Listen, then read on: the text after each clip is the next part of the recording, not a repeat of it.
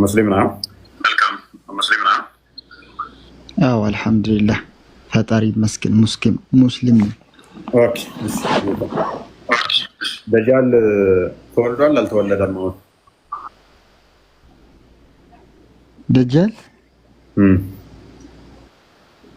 ደጃል አልተወለደም። ኦኬ የት ነው ያለው? የት ነው የሚወለደው? አይ ትንቢት ነው እሱ። ነቢያችን ሰለላሁ ዐለይሂ ወሰለም የተነበዩልን ነው እሱ። ገና መፈጸም ነው እሱ እንጂ ገና እየተወለደ ያለፈ አይደለም። እሱ እንደርስበታለን። መልካም እሺ። ደጃልና አላህ በምንድን ነው የሚለያዩት? አይገናኙም። ደጃል አንድ አይን ነው፣ ለይቶልናሉ ነብዩ ሰለላሁ ዐለይሂ ወሰለም። እሱ ስመጣ ነው የምታዩት። ከደጃልን ከአላህ በምንድን ነው የምንለዩት አላችሁ? መለያው ምልክቱ ምንድን ነው? አላህ የማይታይ ነው። አላህ በምድር የማይወርድ ነው። ነብይ ያለውን በል አላህንማ ታውቃላችሁ። በቂያማ ቀን አላህ ከደጃል በምንድን ነው ትለዩታላችሁ አላችሁ? ነብይ ያለውን ብቻ በል። ምን ማለት ነው? ደጃል ማለት ፍጡር፣ አላህ የሚፈጥረው ፍጡር ነው። አላህ ደግሞ የማይፈጠር ነው። ልዩነቱ ራሱ በዚህ ነው። ኖ ያኛውም እኮ ደጃልም ሲመጣ እኔ ፈጣሪ ነኝ ብሎ ነው። ሎክ ኤግዛክት ወርድ ፋላሲ ብዙ ጊዜ ትጠቀማላችሁ። እኔ ጌታ ነኝ እኔን አምልኩኝ ያለ የታል የሚል ጥያቄ ክሌም ታደርጋላችሁ። ደጃል ሲመጣ እኔ ጌታ ነኝ እኔን ተገዙኝ ብሎ ነው የሚመጣው አይደለ? ደጃል ምልክቱን ነግሮናል እንድንለይ። እንደዚህ ሐሰተኛ ደጃል ይመጣል ብለዋል። እሱም ደግሞ አሁን በእናንተ መስፈርት መሰረት እኔ ጌታ ነኝ እኔ አምላክ ነኝ የሚል አካል አምላክ ነው ጌታ ነው ብለህ ትቀበላለህ? አምላክን መስፈርቱን ካሟላ እኔ ጌታ ነኝ እኔ አምላክ ነኝ ካለ አምላክ ነው ብለህ ትቀበለዋለህ? እኔ ተቀብዬ እኮ ነው ያለሁት። መስፈርቱን አሟልቶልኝ ተቀብዬ። ስለዚህ ደጃል አምላክ ነው አምላክ ነኝ እኔ ጌታ ነኝ ስላለ ነው አይደለም? እሱ ደግሞ በትንቢት ተነግሯል። ስለዚህ አምላክ በጊዜ ተነግሮ አምላክ ምንም የሚል አይደለም። አንዳንድሽ ስለዚህ እኔ ጌታ ነኝ አምላክ ነኝ ያለ ሁሉ አምላክ ላይሆን ነው ጌታ ላይሆን ነው። ኤኒዌይስ አላህም አምላክ ነው ብለህ ታምናለህ። ስለዚህ ደጃል ከአላህ የሚለይበት በምንድን ነው? እሱ ምልክቱ ምን ብሎ የነገረን? ደጃል ነብዩ ሰለላሁ ዐለይሂ ወሰለም እንደነገሩት ምልክቱ ግንባሩ ላይ አንድ አይን ብቻ ነው አለው። ሁለተኛ ደግሞ ካፊር ብሎ ተጽፎበታል። ይህንን ሰው ካያችሁት ዘመን ፍጻሜ ላይ ሌላ ታውራ ነብዩ ያለውን ብቻ አላህና ደጃል የሚለያዩበት ምንድን ነው ያለው? እሱ አላህ አይደለም። በቃ እሱ ግንባሩ ላይ ተጽፏል። አምላክ አይደለም። በቃ እሱ ሐዲሱን እናንብበው አይሻሉ? ነብዩ ያለውን ብቻ በል። እኔ እናንተ ማስተካከል መጨመር የለብንም። ሐዲሱ የሚለውን ነብይ ያለውን ብቻ። ምክንያቱም በእኔ በአልኩት ላይ እንዳጨምሩ እንዳቀነሱ ጋነም ትገባላችሁ ስላለ ማለት ነው። ሙስሊም ስለሆንክ ጋነም አንጨምርም። ይበቃናል። አንጨምርም። ለምንድን ነው የምንጨምረው? ይበቃናል። አንጨምርም። እንዳጨምር ነው ጋነም እንዳገባ ሰግቼ የለም። አቃላ ቤት ያለ ቤት ሾክ። እሺ አንብበው ሐዲሱን። ኦኬ እሺ ላንብብለት እና ሙያ ጀማል ሚዩት አድርግ። ጀማል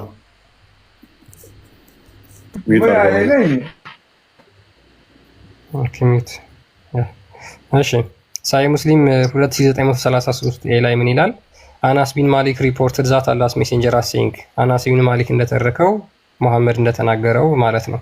there is never a prophet who has not warned the ummah of the one eyed liar ይላል።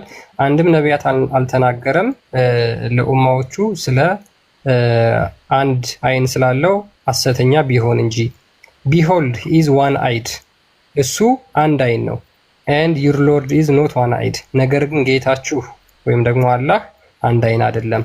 on his forehead are the letter ካፊር በግንባሩ መካከል ካፊር የሚል ተጽፎበታል ብሎ ይናገራል። ስለዚህ አላህ ከመሐመድ አላህ ከደጃል የሚለየው ምንድነው? በአይን ነው። በአይን ብዛት ነው የሚለየው። በአይን ብዛት ሰላም ነው። ጀማል እንደሚታርክ አላህ ከደጃል የሚለየው በአይን ብዛት ነው። ደጃል አንድ አይን ነው ያለው። ነገር ግን አላህ ከአንድ አይን በላይ ነው ያለው። ቁጥሩ አልተጠቀሰም። 2 ሊሆን ይችላል፣ 3 ሊሆን ይችላል፣ 100 ሊሆን ይችላል፣ አይታወቅም ስላልተጠቀሰ በቁርአንና በሐዲስ ማለት ነው። ስለዚህ በአይን ነው የሚለያዩት አላህና ደጃል። ኦልራይት ስለዚህ ምን አለ ከነገራቸው በኋላ ግራ እንዳትጋቡ አለ። አላህና ደጃል የሚለያዩበትን ምን አለ? ደጃል አንድ አይና ነው፣ አላህ ግን አንድ አይና አይደለም። ስለዚህ አላህ ከደጃል የሚለየው ቀጥልሽ ምንድን ነው ያለው? ያላለውን እያልክ ነው አንተ ራስህ። አላህ ከአንድ አይን በላይ ነው፣ እሱ የምለየው በአንድ አይን ነው እያለ ነው እንጂ አላህ ይህን ያክል አይን ነው አላህ አንድ አይን አይደለም ነው ያልኩት። አላህ አንድ አይን አይደለም፣ ደጃል ግን አንድ አይን ነው። ምን ችግር አለ? ትክክል ነው። ስለዚህ አላህ የሚለያዩት በምንድን ነው? ምልክታቸው ሲጀምር ግንባሩ ላይ ካፍር አላለም እንደ በመካከል ግንባሩ እሱ ሌላኛው ሁለተኛው ነው የሚለዩበት ነው። የመጀመሪያው አንደኛው ካፊር የምትለዋ ጽሑፍ ከአላህና ደጃል የሚለያዩበት፣ ሁለተኛው ደግሞ ምንድን ነው? አንድ አይን ነው። ደጃል አንድ አይን ነው። አላህስ አልገለጹትም። ይሄን ያክል አይን ነው። አላህ አንድ አይን ነው። አላህ አንድ አይን ነው አይደለም። ስለዚህ ሎክ ደጃልና አላህ የሚለያዩበት፣ ደጃል እዚህ ጋር ካፊር የምትባል ተጽፎበታል። አንድ ሁለተኛው አላህ ከደጃል የሚለይበት የደጃል አንድ አይን ነው። ስለዚህ አላህ ከደጃል የሚለየው በምንድን ነው? በአይንና ደጃል ደግሞ ግንባሩ ላይ ካፊር የምትባል በመጻፏ ነው። ምልክት ነው። በዚህ እንለየዋለን ማለት ነው። እናንተ ደግሞ ትከተሉታላችሁ። እናንተ እዛኔ አታቁም፣ ትከተሉትና ጀሃነም ትገባላችሁ እንደማለት ነው። ሌላ አዲስ ነገር የለም። አይ ቆንጆ አርጉመንት ነው። እኔ ተስማምቻለሁ። ሲጀመር እኛ እንከተለው ተሳሳትክ ማለት ነው። እኔ ክርስቲያን ነኝ። ካልተማርክ እኮ መከተል አይቀርም። እኔ ክርስቲያን ነኝ። እንትና ደግሞ ነግሮሃል። አሁን ክፈተው አዲሱን እንትና ክርስቲያን እነማን እንደሚከተሉት ላሳየህ አይሻልም? የሁዳውያን ይከተላሉ። ማንኛውን የማን ድምፅ? የሁዳውያን ይከተሉታል። ማናቸው የሚከተሉት? የሁዳውያን እንደሚከተሉት ተናግሯል። ትንቢቱ ላይ አለ። ታዲያ እኔ አይሁድ ነኝ እንደሚከተለው ሉክ አላሃቸው ከደጃል የሚለየው ምንድን ነው? በአይንና ደጃል ላይ ካፊር የምትባል ስለተጻፈች ነው። ኖ በዚህ አይደለም። እሳቸው የተነበዩት መለያ ነው እንጂ አላህ በዚህ ለያን አይደለም። ችግር የለውም። ተስማምተናል። ግራ እንዳትጋቡ አለ። ብዙ ነገር ነግሯቸው ነው። ገና ብዙ አዲስ እናመጣለን አለ።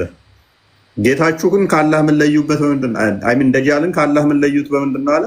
አላህ አንድ አይን አይደለም፣ ደጃል ግን አንድ አይና ነው።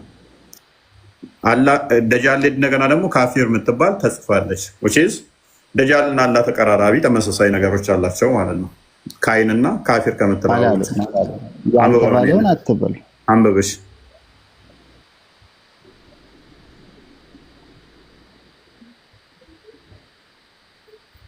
አንብበው።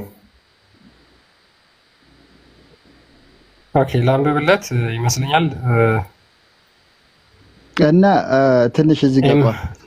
ምን መሰለህ ከመጀመሪያው መረዳት የሚገባችው ደጃል ምንድን ነው? ለምንስ ነው ደጃል ያስፈለገው? እንዴት ነው አመጣጡ? ምናምን የሚባለው ደግሞ እሱ የሁዳውያን እየጠበቁ ያሉት መሲህ ነው። ሐሰተኛው መሲህ እየጠበቁት ነው። ኢየሱስ ክርስቶስን ስለከዱ እኛ ደግሞ ኢየሱስ ክርስቶስ የአላህ መልእክተኛ ነባሪያ ነው። እሱን ስለምንቀበል መጥቶ አልፏን አላህ ሳይሆን አላህን የፈጠረው መሐመድን ጠፍጥፎ የፈጠረ ኢየሱስ ክርስቶስ ነው። ኢሳ ብላ አውራ ትጨማለቅ። ይሄንኛው ሐሰተኛው ነቢይ ወይንም ደግሞ ፈጣሪ ነኝ ሐሰተኛው ብሎ የሚመጣው የክርስቶስ ተቃዋሚ የሆነው ለምንድን ነው? አላህ ስለሌለ ማን ሊቃወመው ይችላል? የለም ሲጀመር የሌለ ስለሆነ ነው። ክርስቶስ ግን እውነተኛ አምላክ ስለሆነ አስቀድሞ ነግሮናል። በስሜ ሐሰተኛ ነቢያቶች ይመጣሉ ብሏል። በስሜ ሐሰተኞች ይመጣሉ ብዙዎችንም ያስታሉ። ከሐሰተኞች አንዱ መሐመድ ነው። ደጃልም ልክ እንደ መሐመድ ነው የሚሆነው። ለእኛ ምንም ልዩነት የለውም። አንተ ደጃል የምትለው እኛ ሐሰተኛ ነቢይ አዳም አሁን እኛ በቂ ማስረጃ አለን አይሁዶች ለምን እንደሚከተሉት። ለምሳሌ ክርስቶስ ምን አለ? ተረጋጋ። ስለተጨማለቀ ነው። ተረጋጋ። ዮሐንስ ወንጌል ምዕራፍ 5 43 አንድ ይክፈቱ። ክርስቲያን ክርስቶስ መጥቶ በስሙ አልቀበልም ብለውታል እነኚህ በአብ ስም መጥቶ ማለት ነው። ሌላው ግን በራሱ ስም ይመጣል። በአብ ስልጣን በአብ ኃይል መጥቶ ክርስቶስን አልቀበልም አሉ። በዛ ስም ሲመጣ እምቢ አሉት። በራሱ ስም ይመጣን ግን እነኚዎቹና እነኛዎቹ ይቀበሉታል። አልሸብዩ እኔ በአባቴ ስም መጥቻለሁ አለ፣ አልተቀበላችሁኝም። ለምንድን ነው ሙስሊሞቹ ያልተቀበሉት? አላህ አባት አይደለም ልጅ የለውም አሉ። ሎክ አላህ አባት አይደለም ልጅ የለውም ብለው አሉ። በአብ ስም ስለመጣ ማለት ነው። አይሁዶችስ የአብ ልጅ ነኝ አለ። እዚሁ ምዕራፍ ላይ ቁጥር 18 ላይ ራሱን ከአብ ጋር አስተካክሎ አብ አባቴ ነው ስላለ፣ እንዲሁም ራሱን ከእግዚአብሔር ጋር አስተካክሎ አብ አባቴ ነው ስላለ አይሁዶች ሊወግሩ ድንጋይ አነሱ ይላል። አይሁዶች አስቀድመው አብ አባቴ ነው ራሱን ከእግዚአብሔር ጋር አስተካክሎ አብ አባቴ ነው ሲል እንዴት ብለው ድንጋይ አነሱ አይሁዶች። ሙስሊሞችስ መሐመድ መጣና ከ600 ዓመት በኋላ አባት አይደለም ብሎ ሸመጠጠ። በአብ ስም አይምንም እኔ በአብ ስም መጥቻለሁ አልተቀበላችሁኝም። ሌላው ግን አለ ሉክ ሌላው በራሱ ስም ቢመጣ እርሱን ትቀበላላችሁ አለ። ማንን? ደጃል ይመጣል። አሁን ሐሰተኛው ነቢይ ማለት ነው። ሐሰተኛው መሲህ ይመጣል። ሐሰተኛው መሲህ ሲመጣ ግን ምን ብሎ ነው የሚመጣው? አብን አይደለም የሚጠርቀው፣ ወልድን አይደለም የሚጠርቀው፣ ራሴ ነኝ ብሎ ይመጣል። ሙስሊሞቹ ኤግዛክት ወርድ ፋላሲ የሚጠቀሟት ማለት ነው። እኔ እንደዚህ ነኝ ያለበትን ይፈልጉ የለ እኔ አምላክ ነኝ እኔ ጌታ ነኝ ሌም የሆነ ዳም የሆነ ጥያቄዎችን እና አርጉመንቶችን ይሰበስቡና ከዛም ከዚህም እነኛን ጥቅሶችን ይህንን እዞላቸው ይመጣል። እኔ ነኝ ብሏቸው ይመጣል። እሱን ትቀበሉታላችሁ አለ ክርስቶስ። ግን እሱ ክርስቶስ አይደለም፣ ሐሳዊ ክርስቶስ ነው። እሱ ሐሳዊ ነው። አስቀድሞ ነገረን። አየህ፣ እቺ ጥቅስ መሐመድንም ትመታለች፣ አይሁዶችንም ትመታለች። አይሁዶቹ እንዴት የአብ ልጅ ነኝ ይላል ራሱን ከአብ ጋር አስተካክሎ ብለው ድንጋይ ያነሱበት ሊወግሩት። ሙስሊሞቹ ደግሞ እንዴት አላህ ልጅ ይኖረዋል ሚስት ሳይኖረው ብለው ድንጋይኛ ላይ ያነሱ። ከዛስ ኦኬ ሁለታችሁም ማንን ትቀበላለህ? በራሱ ስም የሚመጣውን ሐሰተኛውን ማለት ነው። ኦኬ አሁን ወደዛኛው ግባ ክርስቲያን። እሺ አሁን እዚህ ጋር ላልከው ማብራሪያ ቀደምት ነቢያቶች አስተምረዋል ወይ? ልጅ ኖረዋል ኢየሱስ የእግዚአብሔር ልጅ ነው ብሎ አስተምረዋል ወይ? ቀደምት ነቢያት ነበሩ። ይህንን አስተምሮት አስተምረዋል ወይ? በሚገባ አንድ ነቢይ እግዚአብሔር ልጅ የለውም አልወለደም አይወልድም ሚስት አስፈልገዋል ለመውለድ ያለ አንድ የለም። በታሪክ ውስጥ አንድ የለም። ሙሐመድ ከ600 ዓመት በኋላ ሐዋርያትም ካለፉ ከ600 ዓመት በኋላ መጣና ሚስት ሳይኖረው እንዴት ነው እሱ ልጅ የሚኖረው? አንድ ኢሳያስ 6:9 ሰለሞን በተመሳሳይ 30 ቁጥር 26 ጀምሮ 30 ከቁጥር 1 እስከ 4 ምዕራፍ 8 ቁጥር 26 ጀምሮ መዝሙረ ዳዊት 110 መዝሙረ ዳዊት ምዕራፍ 2 በደንብ ተናግረዋል። የባህሪን ልጅነት በደንብ ተናግረዋል። አብ ልጅ እንዳለው ማለት ነው። የጸጋ ልጅነትን ሙሴ ዘዳግም ምዕራፍ 14 ቁጥር 1 ኢሳያስ 63:16 ትስቃለህ። በራስ ነው እየሳቅ ያለው። አንድ አልኩ የጸጋንም የባህሪንም ልጅነት የተቃወመ አንድ የለም። ነቢያቶቹ የጸጋንም የባህሪንም ልጅነት ተናግረዋል። ሙሐመድ መጣና ሚስት የለውም እኮ አላ እንዴት ልጅ ይኖረዋል አለ። ሙሐመድ ኬታ መጣው? ሱራ 73 ሱረቱ ጂን አጋንንቶች ምዕራፍ ማለት ነው። አጋንንቶች ምን አሉ? አላህ ሚስት የለውም ስለዚህ ልጅ የለውም አሉት ለሙሐመድ። አላህ መጣና የአጋንንቶችን ንግግር ያዘና ሰማን፣ አየን። የጌታችን ቂብላ ላከ፣ ሚስትንም ልጅንም አልያዘም። ሱራ 72 ከቁጥር 1 እስከ 3 የአጋንንትን ምስክር ያዘና ልጅ የለውም ሚስት የለውም አለ። ስለዚህ በዚህ ምክንያት አላህ ሚስት የለውም እያልክ ልጅ የለውም ትላለህ ማለት ነው። የሳቀው እኔ አይደለም የሳኩኝ እኔ አይደለም የኔ ልጆች እዚህ ያለው ለዚህ ነው። አሁን ልጅ አለው ያልከው በየት ላይ ነው ነቢያቶች አላህ ወይም ደግሞ እግዚአብሔር ልጅ አለው ብሎ የተናገሩት? እስቲ ጥቅሱን አውጣና እያሳየኝ። ኦልራይት ያኔ አንተ ኦኬ ቶፒካችን አስወጥቶናል።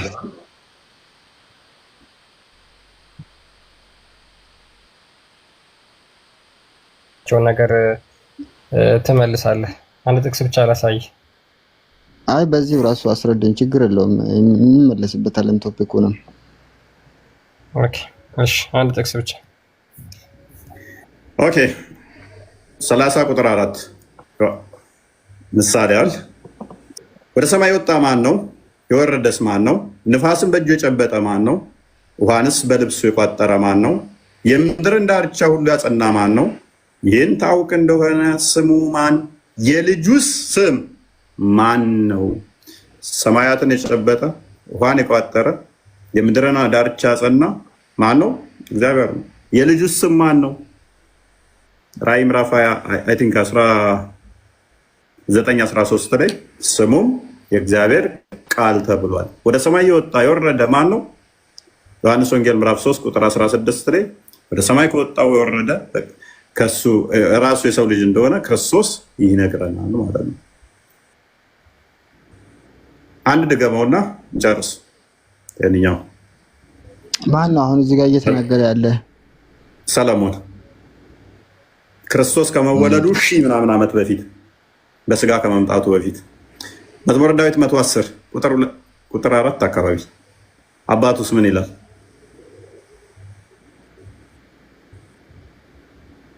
አንተ ከአንተ ጋር ቀድመ በኃይል ቀን በቅዱሳን ብርሃን ከአጥቢያ ኮከብ አስቀድሞ ከሆድ ወለደው እንደ መልከጼዴቅ እያለ ይቀጥላል። ከአጥቢያ ኮከብ አስቀድሞ ከሆድ ማን?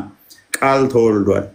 ውሽት አጥቢያ ኮከብ ማለት መላእክት ሳይፈጠሩ ሰማያት ሳይዘረጉ ምንም ሳይፈጠር ወልድ ከአብ የተወለደ ዘላለማዊ ልጁ ነው።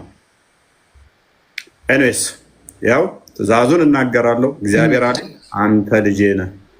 ኤኒዌይስ መልሳው ወደ ቶፒኩ። ስለዚህ አንድ ነብይ ያልከን መዓት መስጠት እንችላለን። አንድ ነብይ ሚስት ሳይኖረው እግዚአብሔር ልጅ አይኖረውም ያለ አንድ ነብይ ልታመጣልን አትችልም። ግን ከማን ታመጣልናለህ? አጋንንቶች ለመሐመድ የነገሩትን ጥቅስ ዘ አላህ ልጅ የለውም ማለት ትችላለህ። እኛ ደግሞ አጋንንት ምስክር ዮሐንስ ወንጌል ምዕራፍ 8 ቁጥር 44 ላይ ሐሰተኛ የሐሰት አባት ነው ዲያብሎስ፣ እርሱ ከመጀመሪያው ሐሰትን ሲናገር ከራሱ ይናገራል፣ በእውነት አልቆመም፣ የሐሰት አባት ነውና ነፍሰ ገዳይ ነው ብሎናል ክርስቶስ። ስለዚህ የአጋንንትን ንግግር እኛ ግን አንቀበልም። ኤኒዌይስ ወደ ቶፒኩ ማለት ነው። እሺ ባንተው ራሱ ብንሄድ አሁን እፎይ ባንተው ራሱ ብንሄድ አለ ብለን ብናምነው እንኳን አሁን ደጃል ምንድን ነው? ደጃል ምንድን ነው? እስኪ ስለ ደጃል ንገረን። እሺ ቆይ እሱን ቀደምን እያወራንበት ነበር፣ እንመለስበታለን። ይሄኛው ያስረዳኝና አሁን ስለ ደጃል ንገረን እስኪ። ደጃል ምንድን ነው? የት ነው ያለው አሁን? እሺ ቆይ ክርስቲያን እንመለስበታለን። ይሄኛውን አልገባኝም፣ እያስረዳኝና በደንብ ገብቷል። በደንብ ገብቷል። ቶፒኩ ላይ አልገባኝም። ያልገባኝን እንዴት ያኔ በደንብ አስረዳኝና ምኑን ያልገባ እና አሁን አንተ ልጅ መሆኑን ወይም ደግሞ ልጅ እግዚአብሔር ልጅ መኖሩን የእግዚአብሔር ልጅ መሆኑን ኢየሱስ ክርስቶስ የእግዚአብሔር ልጅ መሆኑን ካስረዳኝ በኋላ እና ታዲያ እኔ በአባቱ ነው በልጁ ነው የማምነው ለምን ብሎ አሁን የማይቀበለው አይምሮ የማይቀበለው በማን የማምነው ነው? ታንኪዩ አይምሮ እንዳትቀበል ማን ነው ይሄን መስፈርት ማን የሰጠ? ጋኔኖች ነች የሰጡ ወይንስ እግዚአብሔር ነው የሰጠ? ኖ አይደለም። ኢየሱስን ባልቀበለው ይሄንን አይምሮህ እንዳይቀበል ጋኔኖች የሰጡህን መስፈርት ዘህ ወይንስ እግዚአብሔር የሰጠህን መስፈርት ዘህ?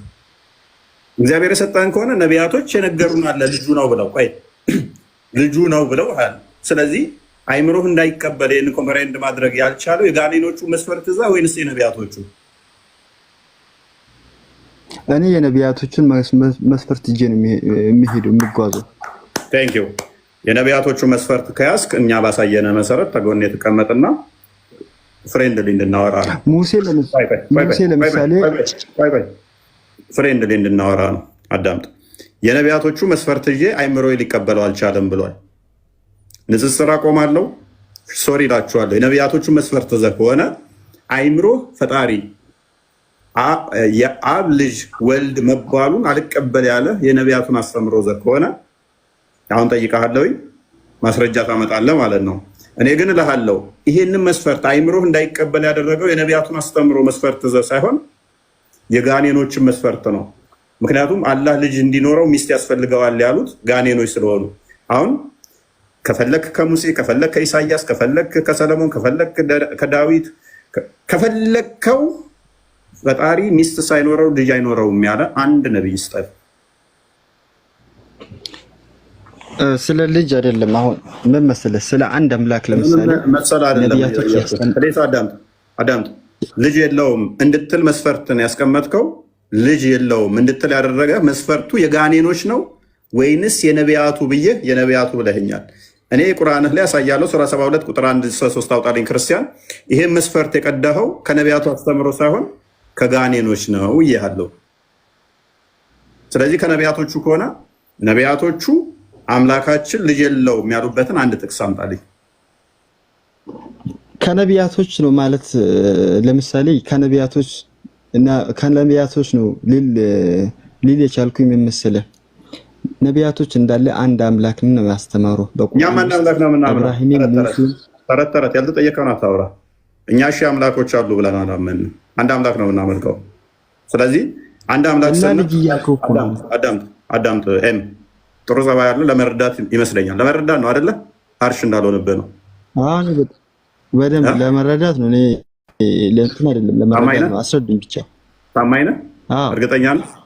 ኦኬ ሰው ለመረዳት ከሆነ ይወደው ዶክ እኛ አምላካችን አንድ ነው ብለን ነው ምናምን። የሆነ ቪዲዮ እንደውም ቆርጠው እያየው ነበረ። እኛ አንድ አምላክ ነው ያለን፣ ነገር ግን አንዱ አምላክ በሶስት አካል የተገለጠ ብለን ነው ምናምን። በአካል ደረጃ ሶስት አካል፣ አንድ አምላክ፣ አንድ ፈጣሪ ያለ ሶስት አካል አለ። አካል አምላክ አላ ቃል አለው ብለህ ታምናለህ? የምታመልከው አንተ? ቃል አለው። በቃ ጎበዝ፣ ጨረስን። እኔ እናንተ አሁን ተስማማን። ቁርአን ያላ ቃል ነው ብለህ ታምናለህ? በጣም ያላ ቃል ነው። ቁርአን ፍጡር ነው ብለህ ታምናለህ? ያኔ ቁርአን ፍጡር ነው፣ ፈጣሪም ነው። ፍጡር ነው የተገለጠ ነገር የለም። ኤኒዌይስ ፍጡር አይደለም ይላል ሱናን አቢ ዳውድ 47:37 ላይ ፍጡር አይደለም ይላል። እዛ ውስጥ እንዲቴል አልገባም። ትንሽ ናውሌጅ እንትኑ ክሉን ካገኘኸው ይበቃናል። አላህ ቃል እንዳለው አምናል። ቃሉ ከጊዜ በኋላ የመጣ ነው ወይንስ ልክ እንደ እጁ እንደ አካሉ ባህሪው አብሮት ያለ ነው? ባህሪው ነው። አላህ ባሪያት ነው። ጎበዝ። እኛ ልጅ ስንል በደንብ አስተውል። ልጅ ስንል እንደ ሰውኛ እንደዚህ ተረግዞ ከጊዜ በኋላ የመጣ እያልን ሳይሆን የአብ ቃል የባህሪ ቃሉን ነው ልጅ ብለን የምንጠራው። ለምሳሌ አንተ ቁርአን የምትለው ቁርአን እናንተ ጋር ሲመጣ ምን አልክ? ያላህን ቃል ቁርአን ብለህ ጠራኸው። ወደ አንተ ጋር ሲመጣ ቁርአን ያላህን ቃል ቁርአን ሲሆን ቁርአን ብለህ ጠራኸው። ክርስቶስ በስጋ ሲገለጥ ክርስቶስ ተባለ። የአብ የባህሪ ቃሉ ምን ብለን እንጠራዋለን እኛ? የአብ የባህሪ ቃል በስጋ ሲገለጥ ኢየሱስ ክርስቶስ ብለን እንጠራዋለን። ልጅ የአብ ልጅ ስንል ወልድ ስንል ደግሞ አካላዊ ቃል ነው። ያ ቃል ደግሞ አካላዊ ነው። ዝሩ አይደለም፣ ብትን አይደለም፣ አካላዊ ነው። ስለዚህ ልጅ ምንለው ከሱ የወጣ ከሱ የሚወጣ ነውና ልጅ ብለን እንጠራለን። እንደዚህ ከጊዜ በኋላ የመጣ የዘመን መቀዳደም የቦታ መለያየት ምናምን እንደዛ አይደለም። ኤኒዌይስ የተወሰነ አግኝተዋል። ትንሽ አሁን ይሻላል። እና አሁን ልጅ አሁን የምናምነው እንኳን ብናምነው በልጅ ጥያቄ ካለው ሜይ ቢ በኋላ አስተናግዳለሁ። አሁን እንደገባ ገብቶኛል። ስለዚህ አንተ ቁርአንን ለምሳሌ ያላ ቃል ነበረ። ያላ ቃል ግን ምን ሆነ? ከጊዜ በኋላ ለሙሐመድ ሲመጣ በነብዩ አማካኝነት ብለህ ታምናለህ። እሱ ወረቀት ላይ ሰፍሮ ያ ቁርአን ብለህ ትቀራዋለህ። ያ ደግሞ ያላ ቃል ነው ብለህ ታምናለህ። ያ ወረቀቱ ሜይ ቢ ከጊዜ በኋላ ነው የተጻፈው፣ በጊዜ በኋላ ነው። ነገር ግን ያላህን ቃል ይዟልና ፍጡርም አይደለም፣ ፍጡር አትለው። ያላህን ቃል ዘላለማዊ ስለሆነ እኛ ደግሞ የአካላዊ ቃል ኖሮ ሁሉም ፈጥሮ ሁሉን አስገኝቶ በስጋ ተገለጠ። ያ በስጋ የተገለጠው ማን ነው ብለን እንጠራዋለን? ክርስቶስ ብለን እንጠራዋለን። ስግው ቃል ብለን እንጠራዋለን። ስለዚህ ቃል ስንል የአብ ልጅ ብለን ብንጠራ ማተር አያደርግም። ልጅ ስትባል ልክ እንደ ሚስትና እንደዚህ እንደሚወለደው ምናምን አታስብ። ከሱ የሚወጣ ከሱ የተገኘ አካላዊ ቃል ነው። ስለዚህ ልጁ ነው ብለን ደግሞ እንጠራዋለን። አንተ ቁርአን ስትለው አልከፋህም። ቁርአን ስትለው አልከፋህም ያለህን ቃል። እኛ ታዲያ ልጁ ብንል ለምን ይከፋል? ቃሉ ነው፣ ከሱ የሚወጣ ከሱ የተገኘ ነው፣ ፈጣሪ ነው። አንተ ቁርአንም የአላህ ባህሪ ነው ብለህ ታምናለህ። እኛ ደግሞ ክርስቶስን ምን ብለን እናምናለን? የአብ የባህሪ ልጁ ነው ብለን እናምናለን። ቃል የአብ የባህሪ ልጁ ነው፣ ከሱ የተካከለ ከሱ የተመሳሰለ ሁሉን የፈጠረ ሁሉን ያስገኘ ቃሉ ነው ብለን እናምናለን። ብዙም እንትን የሚል አይደለም። ኤኒዌይስ ወደ ቶፒኩ መልሰውና ቀጥል ክርስቲያን። ይህንኛው በቃ ይህንኛውን ተውና ወደ ቶፒኩ እንመልሰው። ቀደም ልጠይቅ ነበረ የጥሩ ጸባይ ስላለ ብዙም ጥያቄ አያስፈልግም። እሺ ለማንኛውም አመሰግናለን። ቴንኪው። እሺ ኦኬ። ደጃል እስልምና የነቢያት ሃይማኖት አስተምሮ ነው ብለህ ታምናለህ? ነቢያቶች ስለ እስልምና ሰብከዋል ብለህ ታምናለህ? እኔ ነኝ የምትለው? አዎ አንተ። ኦኬ እሺ። ኦኬ ስለ ደጃል አስተምረዋል ነቢያቶች? ነቢዩ ሰለላሁ ዐለይሂ ወሰለም በሐዲሳቸው ላይ ቅድም እፎይም ብለዋል። ማንም ነቢያትን ብናገረው እንጂ ቢያስጠነቅቁት እንጂ ህዝባቸው አላለፈውም ይላል። አዎ ትክክል ነው። አስጠንቅቋሉ። ነቢዩ ደግሞ ተናግረዋል። የትኛው ነቢይ ነው ያስጠነቀቀው? ሁሉ ማንኛውም ነቢይ ብለዋል። ሁሉም ነቢይ። ኦኬ እሺ ማስረጃ አለ እንዴ? የነቢዩ ቃል ማስረጃ ነው። ሐዲስ እኮ ማስረጃ ነው። አይ ነቢዩ የተናገረው ነገር ልክ እንደሆነና እንዳልሆነ ማረጋገጥ የምትችለው የተናገረውን ነገር እውነት አድርጎ ማስረጃ ሲያቀርብ ነው። ለምሳሌ የትኛው ነቢይ ነው ስለ ደጃል ይመጣል አንድ አይን ነው ምናምን ብሎ የተናገረው? ነቢ መሐመድ ሰለላሁ ዐለይሂ ወሰለም ነቢ መሐመድ ናቸው። አይ ሌላ ከመሐመድ ሌላ ሁሉም ነቢያቶች አስተምረዋል ብሎ ስለተናገረ ማለት ነው። ሁሉም ነቢያቶች እንደተናገሩ ነቢዩ መሐመድ ሰለላሁ ዐለይሂ ወሰለም ተናግረዋል። መግባት ይችላል። ምን መሰረት አድርጎ ነው መሐመድ የተናገረው? ከየት አምጥቶ ነው የተናገረው? ለምሳሌ ነቢያቶቹ ለምሳሌ በእስልምና 124 ሺህ ነቢያትና መልእክተኞች አሉ ተብሎ ይታሰባል። እና ከ124 ሺህ ውስጥ ከመሐመድ ውጪ ማለትም ከ123999 ስለ ደጃል አንድ የተናገረ ነብይ አለ? ሁሉም ተናግሯሉ። እሳቸው ብለዋል። የእሳቸውን ቃል እስከማምን ድረስ እኮ የእሳቸውን ቃል እስከማምን ድረስ መቀበል ግዴታ እስከሆነ ድረስ ተናግሯሉ ብለዋል። ተናግሯሉ። ችግሩ ምን እንደሚሆን ኦኬ፣ ቃሲም ትቀጥላለህ። ቆይ ይሄም ችግሩ ምን እንደሚሆን ታውቃለህ? ስለዚህ እንትንህ ምን ይሆናል ማለት ነው? ሁሉም ተናግረዋል ትላለህ። አንድ ማስረጃ ግን ሊመጣ አይችልም። ማን ነው የሚሆነው? መሐመድ ብቻ ነው ማለት ነው። ሁሉም ተናግረዋል ብሎኛል፣ በቃ እሱ ብቻ ምናለው የሚለው ይሆናል። ለምሳሌ አንድ ሰው ሰንበዲ ተነስቶ አሁን ደምሳሽ እንደሚለው አሁን ማለት ነው ሁሉም ነቢያቶች መሐመድንም ጨምሮ ስለ እኔ ትንቢት ተናግረዋል ይላል። ማስረጃ ስትለው ግን አመጣም። ደምሳሽን አወቀው ፍቅር ሲዝም የጻፈው ሃይማኖት የመሰርቻለሁ የሚለው መጽሐፉ ላይ ግን ሁሉም መሐመድም ኢሳም ስለ እኔ ትንቢት ተናግረዋል፣ ሌሎቹም ስለ እኔ ተናግረዋል ይላል። አሁን ይህን ሰውዬ ቻሌንጅ የምታደርገው ምንድነው? ቦታ አለ መጽሐፍቶቻቸው ላይ አምጣ ስትለው ነው። መጽሐፍቶቹ ላይ ማምጣት ካልቻለ በቃ አይ በአንተ ሎጂክ በአንተ ፐርሚስ ከሆነ አይ እኔ ነብዬ መሐመድ ብሏል፣ ስለዚህ እሱ ባለ መሰረት ትክክል ነው ሁሉም ተናግረዋል ካል የደምሳሽ ተከታዮች እነሱና ከጊዜ በኋላ ምን ይላሉ? እኛም ደምሳሽ ነብያችን ብሎ ትክክል ነው ይለዋል። አስቸጋሪ ይሆናል። ነብዩ እኮ ከራሳቸው እንደማይናገሩ እኮ እየተናገሩ እኮ ነው። ቁርአንም ይናገራል። ያ ቁርአን ይናገራል። ነብዩ ከራሱ አይናገርም ያለውንም ደግሞ የነገረ መሐመድ ራሱ ነው አይደለ? መሐመድ ራሱ አይደለም እኮ ከራሱ አይናገርም ብሎ የነገረ ማን የነገረ? አላህ በቁርአኑ። አላህ ራሱ ነው ለሌሎቹ የነገረው ወይንስ መሐመድ ነው የነገራችሁ? ያኔ በቁርአን ነው የተነገረ፣ በጅብሪል አማካኝነት ወደ መሐመድ ወረደ። ስለዚህ ጅብሪል ለመሐመድ ሲነግረው የሰማለ ወይንስ መሐመድ ሲነግራችሁ ነው የሰማችሁት? መሐመድ ሲነግረን። ቴንኪው። አየህ ተዋሻለህ ስትለው ጅብሪል ነገረኝ፣ አምላኬ ምን ብሎኛል፣ አንተ አትዋሽም ከራስህ አትናገርም ብሎኛል ብሎ ነገራችሁ። ከዛ አንተ እሱን ትይዝና መሐመድ ከራሱ አይናገርም አይዋሽም ወይ ከሆነ እንጂ ትላለህ። እኔ ስከሰኝ which means እና ያንን ነገረኝ መልአክ ልኮ እፎይ ከራሱ አንዳች አይናገርም ብሏል ብዬ ስልህ አንተ ከዛ እፎይ እኮ አይዋሽም ከራሱ አይናገርም ማስረጃ ስትባል የኔው መጽሐፍ ላይ ነው የተነገርኩህን ማለት ነው። እሺ አስቸጋሪ እና ነቢያቶች እኮ ሲጀመር ከራሳቸው የሚናገሩት ነገር የለም። ልክ ኢየሱስ ክርስቶስ ከራሴ አንዳች ነገር አላደርገውም እንዳለ ሁሉ የሚያደርጉትም ሁሉ ልዩነቱ የእናንተ ምንድነው? እሱ ከነቢያቶቹ ተጋጭቶ ነው የመጣው። ከነቢያቶቹ ተለያይቶ ነው የመጣው። አንደኛ ትንቢት አልተነገረለትም፣ ሌሎቹ ትንቢት ተነገረላቸዋል። ነቢያቶቹ እሱ ትንቢት አልተነገረለትም። አንደኛ የነቢያትን አስተምሮ ጥሶ ነው የመጣው። ሁለተኛ ከነቢያት ኮሚኒቲ ውስጥ ወጥቶ ነው የመጣው ተቃራኒ። ሶስተኛ እያንዳንዱ ላይ የሚናገራቸው የሆነ ችግር ሲፈጠር አምላኬ እንዲህ አለኝ እያለ ይናገራል።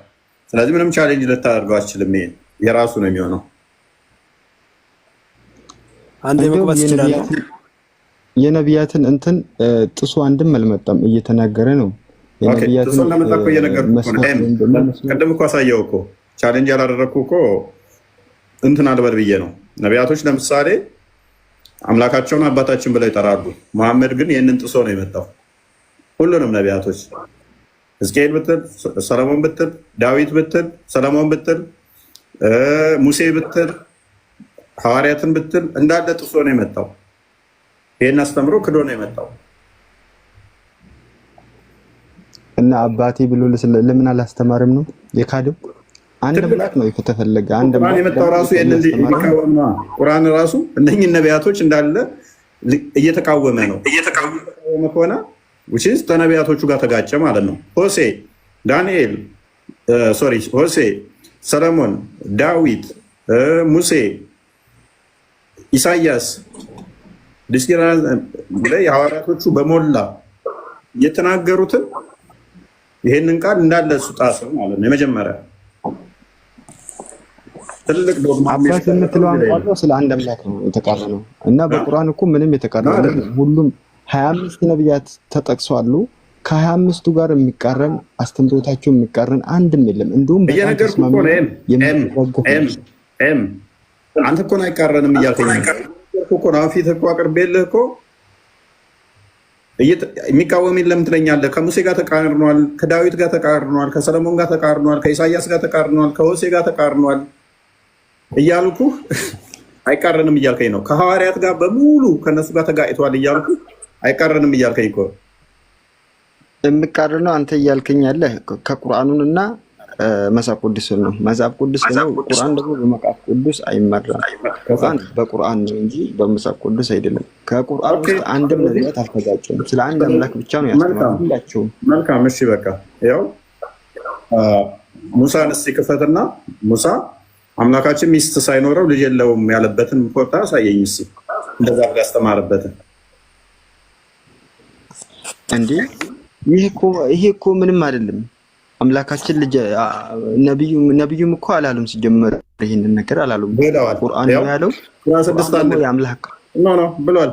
ሱራ 601 ላይ ለእርሱ ሚስት ሳይኖረው ልጅ እንዴት ይኖረዋል ብሎ ተናግሯል። ጊዜ እኮ እንደዚህ ያለ ፍልስፍና እኮ የለም። አምላክ ልጅ ያለ ምናምን እንደዚህ ያለ እንትን እኮ የለም ብለዋል። አይ በቃ ሙሴ አስተምሯል እያልኩ እኮ ነው። ሙሴ አስተምሯል እያልኩ እየተከራከርከኝ ነው። ኤኒዌይስ ቃሲም እንኳን ደህና መጣ። ወደ ቶፒኩ ፓራፍሬዝ አድርገው ክርስቲያን። እንኳንም ደህና ቆያችሁ። እሺ እፎይ ሰላም ነው። ኦኬ ቃሲም ሰላም ነው። እንኳን ደህና መጣ። አላህ አልሐምዱሊላህ። ስለምን ነበር ስታወሩ ነበረው? እንኳን ደህና መጣ። ስለ ደጃል ነበር እያወራን የነበረው። ደጃል ከአላህ የሚለየው በምንድን ነው ቃሲም? ከአላህ የሚለየው አላህ በምንድን ነው የሚለየው? ኦኬ አላህ ማለት ፈጣሪ ማለት ነው። ሲጀመር አላህ እና ደጃል የሚገናኙበት የለም። አላህ ፍጥረታቱን በሙሉ ያስገኘ የሆነ አምላክ ነው። ይህም ደግሞ በቁርአን የተወሳ ወይም የተነገረ እንትን ነው። የቁርአን አንቀጽ አለ። በነቢዩ ሙሐመድ ዘመን የተወሰኑ ሰዎች ነበሩ። መካ አካባቢ በጣም የዛን ጣዖት ከሚያመልኩ ሰዎች መካከል ዋናው አላህ ስንት አይን ነው ያለው? አላህ ስንት አይን ነው ያለው? ቆይ ልጨርስልህ፣ ጠይቃኛል፣ ልጨርስልህ እንገባለን። እሱ ጥያቄ አድርስ አድርገው። እኔ በመሐመድ ጊዜ ስለነበሩ ሰዎች አይደለም የጠየቁት እኮ የደጃልና የአላህን ልዩነት ጠይቃኛል አይደል?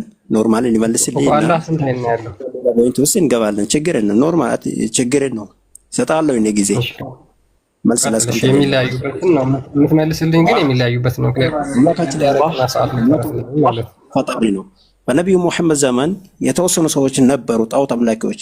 የዛኔ መጥቶ ነቢዩ ሙሐመድን ጠይቋቸው፣ ያ ሙሐመድ ሲፍ ለና ረበከ አለዚ በዐሰክ፣ አንተ ሙሐመድ አንተን ወደ ህዝቦች ዘንድ የላከን የአምላኬን ባህሪ ግለጽልን ብሎ ጠየቁት። ሲጠይቁት አምላካችን አላህ በቅዱስ ቁርአን ሱረቱል ኢኽላስ ወይም ደግሞ ቁል ሁወላሁ አሐድ ብለን የሚንቀራትን ሱራ አወረደላቸው። ቁል አንተ ሙሐመድ ብለህ በላቸው ሁወላህ። ሱረቱል ኢኽላስ ላይ የጠየቁት አንዴ ሱረቱል ኢኽላስ ላይ የጠየቁት ባህሪውን ነው የጠየቁት ወይስ አላህ ከምንድን ነው የተሰራው ብለው ነው የጠየቁት?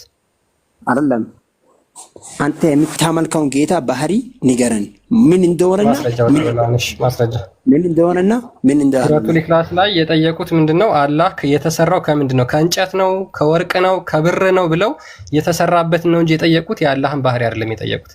አላህ የተሰራው ከእንጨት ነው፣ ከብር ነው ወይስ ከወርቅ ብለው የጠየቁት? አይደለም፣ ከእንጨት ነው ወይ ከወርቅ ነው የሚል ነገር ታሳኛለህ? አሳያለሁ። አንተ ግን ባህሪውን ነው የሚል ማስረጃ መጀመሪያ አምጣ። እንደዚህ ነው ብሎ የጠየቁበትን ታሳኛለህ? እንደዚህ ነው ብሎ የጠየቁበት እሺ፣ አሳይኝ። እሺ፣ ኦኬ፣ ባሳይስ አሳይኝ። ኦኬ፣ ሙሐመድ ሐሰተኛ ነው ትላለህ? አታሳይኝ ትላለህ? እንደዚህ የሚል ነገር ከወርቅ ነው ከወርቅ ነው?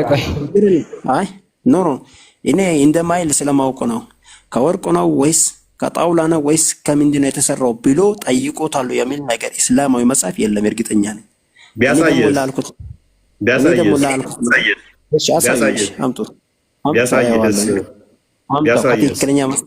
ከትክክለኛው መጽሐፍ ካሳያችሁኝ አምጡት፣ እናየዋለን። ቢያሳየስ እንዴ ምን ካሳየቅ ኢማናው ልትለኝ ነው? ያስገደድከኝ ነው? አንተ እኮ ያለብህ ነፃ እውቀትን አካፍላ ማለፍ ብቻ ነው። መቀበል አለመቀበል የኔ ፋንታ ነው። እሺ፣ አስባቡን ክፈተው። እሺ፣ አንተ ራስህ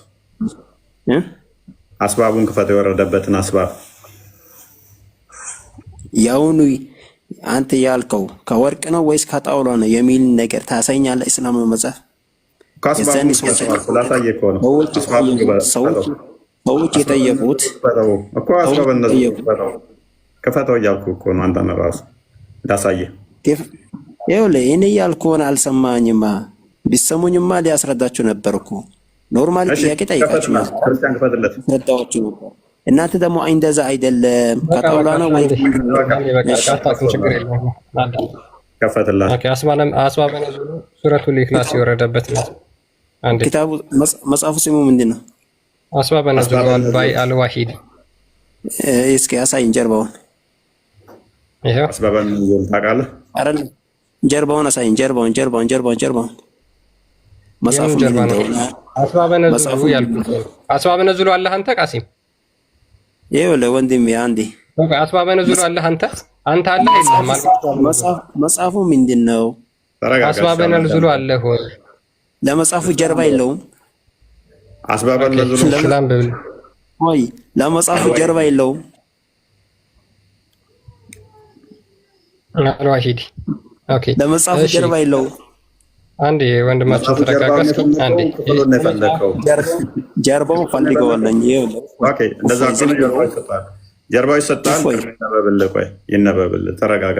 ቆይ ከመነበቡበት መጽሐፉን ቼክ ላድርገው። መጽሐፉንማ ካለህማ እና ተጎን የሆነና ቼክ ላድርገው እያለ ነው። አልዋሂድን ክፈተው። ጀርባውን ልየው። አልዋሂድን ክፈተው። አልዋሂድ ሌላ የለውም። አስባብ አንድ ነው ያለው። ጀርባ ይለኛል። መልኩን ነው የፈለከው። አልዋሂድ አንድ ነው ያለው። ስለዚህ ክፈተው። ከኔ ነው ያወራ ያለው መጽሐፉ ጀርባ እስከ ክፈተው እኮ ልለየው እያልክ ስለሆነ ካሜራ ኢንቫይት ላድርግሽና የቱና የቱን ለመለየት ተቸግረ ነው። እስቲ አሳየን አንዴ ካሜራውን ክፈተው። እኔን ነው ያ ከኔ ነው ያ የትኛው ካሜራ ነው የከፍተው? ቪዲዮውን ክፈተው።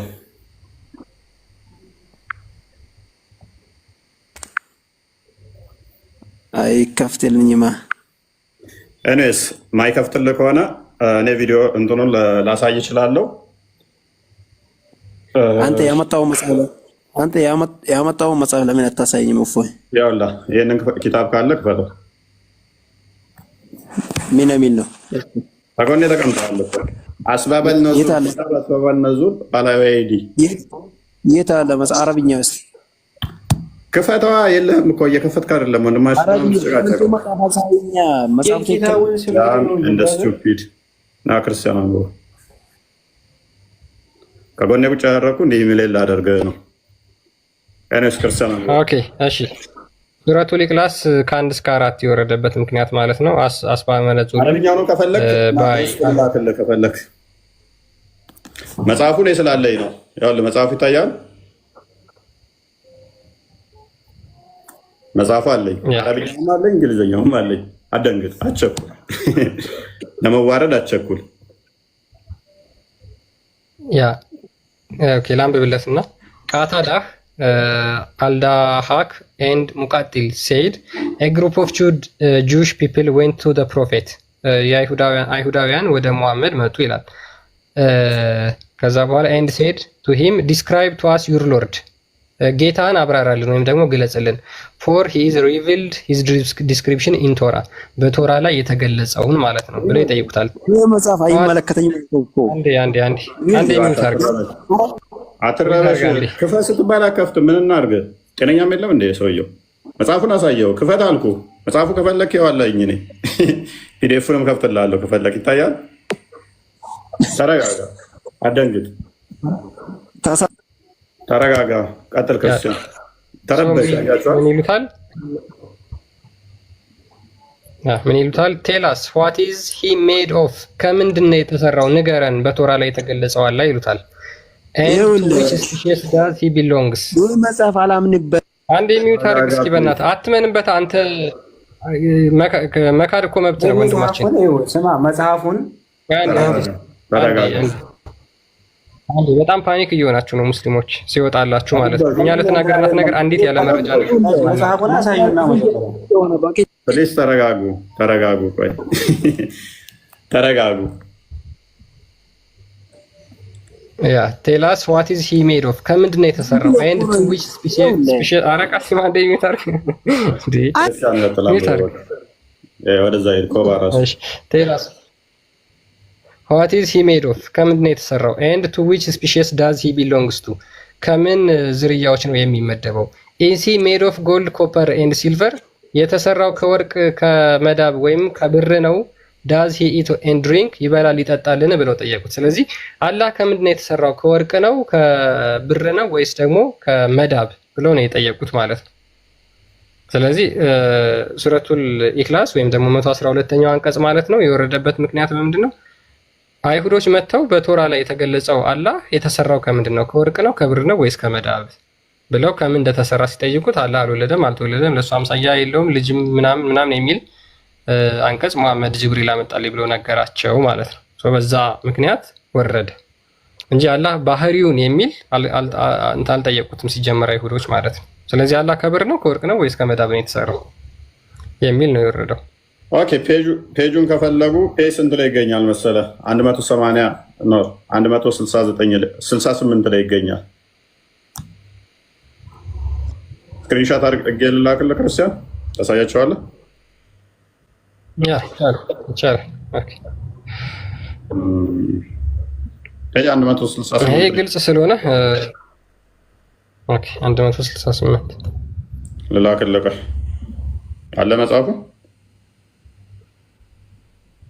እስኪ ላክልኝ ይኖረኛል። እኔ ጋር ግን ብዙ መጽሐፍ ስለሆነ ፓኒክ አደረጉ። ራሱ ጠይቀው ማለት ነው።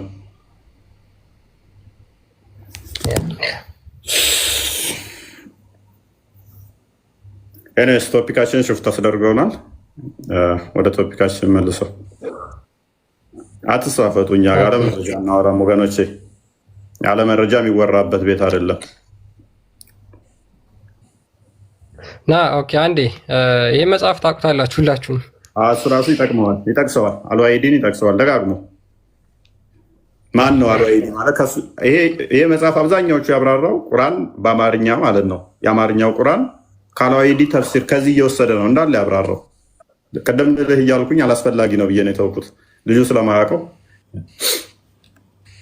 አሳያቸው፣ አንድ ሁለት ሪፈረንስ የወሰደበትን ከአልዋሂዲ ያሳያቸውና አለፉ። አረ ምንም ይሄንን የቁርአን አንቀጽ ሱረቱል ኢኽላስን የተናገረበትን ይሄው ሱረቱል ኢኽላስ የፍጹምነት ምዕራፍ ወይም ደግሞ አንዴ ሚውት አርጋል ሲራጅ አሊ ሲራጅ ዝም ብለህ ምንድን ነው ግን አላማህ አንተ ኢፎይ አሊ ሲራጅ አንዴ ሚውት እስኪ ወንድማችን አንዴ ይሄንን ሱረቱል ኢኽላስ አሁን በእንግሊዝኛ የከፈትኩላችሁ በአማርኛው ሼክ መሐመድ ዘይኔ አልኻሊል የተናገሩትን እንገራችሁ። መልእክተኛ ሙሐመድ ሆይ እርሱ አላህ አንድ ብቻ ነው፣ አላህ የሁሉ መጠጊያ ነው፣ አልወለደም አልተወለደም፣ ለእርሱ አንድ ማምሳያ የለውም በል። ይህ ምዕራፍ የወረደበት ምክንያትን በተመለከተ ሁለት ዘገባዎች የተዘገበ ሲሆን የተወሰኑ ሙሽሪኮች ወደ ነብዩ መጥተው ሙሐመድ ሆይ አላህ መልአክን ከብርሃን፣ አደምን ከጭቃ፣ ኢብሊስን ከእሳት፣ ሰማይን ከጭስና ምድርን ከውሃ አፈር ፈጠረ። እስቲ ጌታን ከምን እንደተፈጠረ ግለጥልን። ከምድር ነው የተሰራው? ከአፈር ማለት ነው። ከአፈር ነው የተሰራው ከወርቅ ወይስ ከብር ወይስ ከነሐስ ብለው ይጠይቁታል። ይበላል ወይስ ይጠጣል ብለው በመጠየቃቸው ነው የወረደው።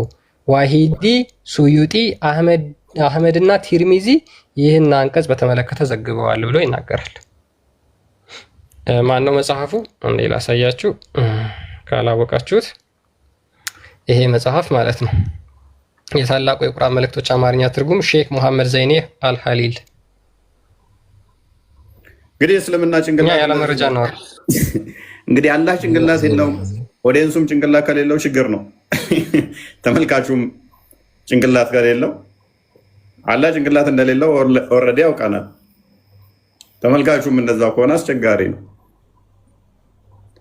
አላህ ከብር ነው፣ ከወርቅ ነው፣ ከአፈር ነው፣ ከእንጨት ነው የተሰራው ሲሉት ምን ብሎ ምን ላይ ሰጣቸው? አላህ እሱ አንዱ ነው አላቸው። የተጠየቀው ምንድን ነው? አላህ የተሰራው ከምንድን ነው? ከወርቅ ከብር ወይንስ ከድንጋይ ብለው ሲሉት አላህ አንዱ ነው። ምን ጥያቄና መልስ እኮ እዛና እዛ ሙሐመድና በጊዜው የነበሩት ራሱ ማለት ነው። አስባል አምላክ ከድንጋይ ነው፣ ከወርቅ ነው፣ ከአፈር ነው፣ ከእንጨት ከምንድን ነው የተሰራው ስትባል አላህ አንዱ ነው። ወይስ ከአንዱ ነው የተሰራው? እናንተ ከምትሉት ከወርቅ ወይንም ከአፈር ወይም ከድንጋይ ነው የተሰራው ነው።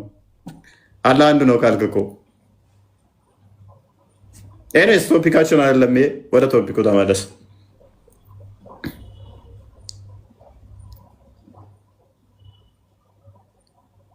ክርስቲያን አለ አሊ ሲራጅ ቀጥላ አለኝ። እንኳን ደህና መጣ አሊ ሲራጅ።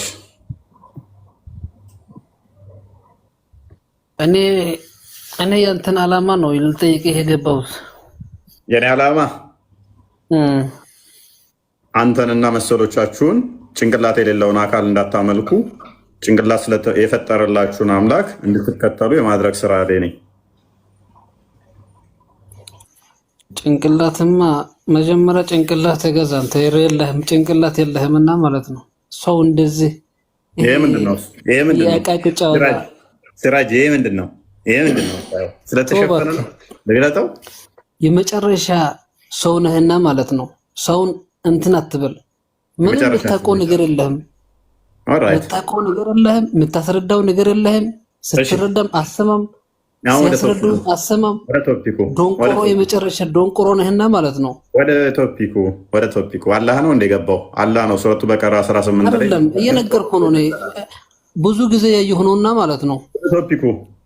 ወደ ቶፒኩ መጀመሪያ ወደ ቶፒኩ መጀመሪያ ይህንን ሱፍን ዘጭ አድርገህ ቢሮ ትገባ የለ። አሁን ወደ ቶፒኩ ደጃልና አላህን እናውራበት። ኦኬ የደጃል ላይ ስለላህ ምን ታውቃለህ? አይደለም ስለላህ የምታውቀው ነገር እኮ የለህም። አላህ የለም አንተ ጋር ለምን እኔ ጊዜ ለምን አንተ ጋር እንትን አባክናለሁ? አሰማኝማ አሊ ወደ ቶፒኩ አሁን ሙሐመድ ስለተናገረው እሰማለሁ። የምር ጆሮ አለኝ እኔ ሰመድ አይደለሁም እሰማለሁ እኔ ሰመድ የሆነ ነገር ነው። ስለማትሰማ ስለማትረዳ አንግባባም። ስለዚህ ችግር የለውም። ያው አሁንም እኮ እየተግባባን ነው። ያው እየነገርከኝ እኮ ነው። እንግባባለን ብለን ስለ ቁርአንና የት ታውቃለህ? ስለ ቁርአን እኮ ንገረኝ። እሺ ንገረኝ። ያው አሁን የምጠይቅህን ጋር የምንጠያየቀው ጋር እንረዳዳ። የሰውን መጀመሪያ የሰውን ሃይማኖት አታቋሽሽ። እሺ ይሄው አላንቋሽሽም፣ ተውኩኝ። ስለዚህ ጥያቄ ብቻ እኮ ነው። እሺ አሊ ተስማማው በቃ። ስለዚህ ደጃልና አላህ በምንድን ነው የሚለያዩት ነው ያለው ነብዩ። አቤት አቤት አቤት። በቃ ስለ አላህ ደፍረው የሚመልሱት የላቸው። በል እርሱ አንዱ ነው፣ አልወለደም አልተወለደም፣ ቢጤ አምሳያ የለውም፣ እሱ መጠጊያ ነው ቢጤ የለውም። በቃ ይሄ ነች መፈክር፣ የዘወትር መፈክር። ሰው ከዚህ ውጭ ባይዞ ይሄንን ለምን እንደሆነ እንደሚሉ ታውቃላችሁ? በጣም አስቂኝ የሆነ ነገር ነው። ለምን እንደሚሉ ታውቃለህ? ሁሉም ሲገቡ ቁል ሁወ አላሁ አሐድን ነው የሚቀሩት። ለምንድን ነው ቁል ሁወ አላሁ አሐድን የሚቀሩት? ለምን ይመስላችኋል? ሙስሊም ከነበራችሁ የምታውቋላችሁ ይሄንን። ራማ ተመልሺ ነው ማይክ ያነሳሽው፣ ትሰሚያለሽ? ቃል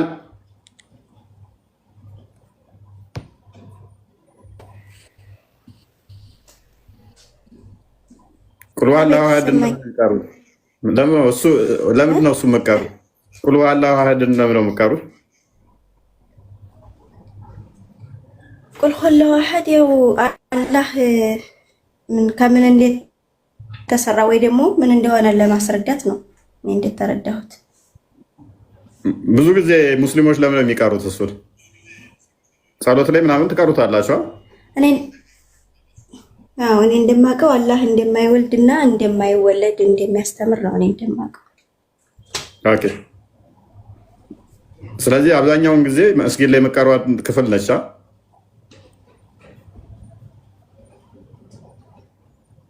ሉክ ቁል ሁወ አላሁ አሐድ አብዛኞቹ ሙስሊሞች የሚቀሩት ነው ብዙ ጊዜ በተደጋጋሚ።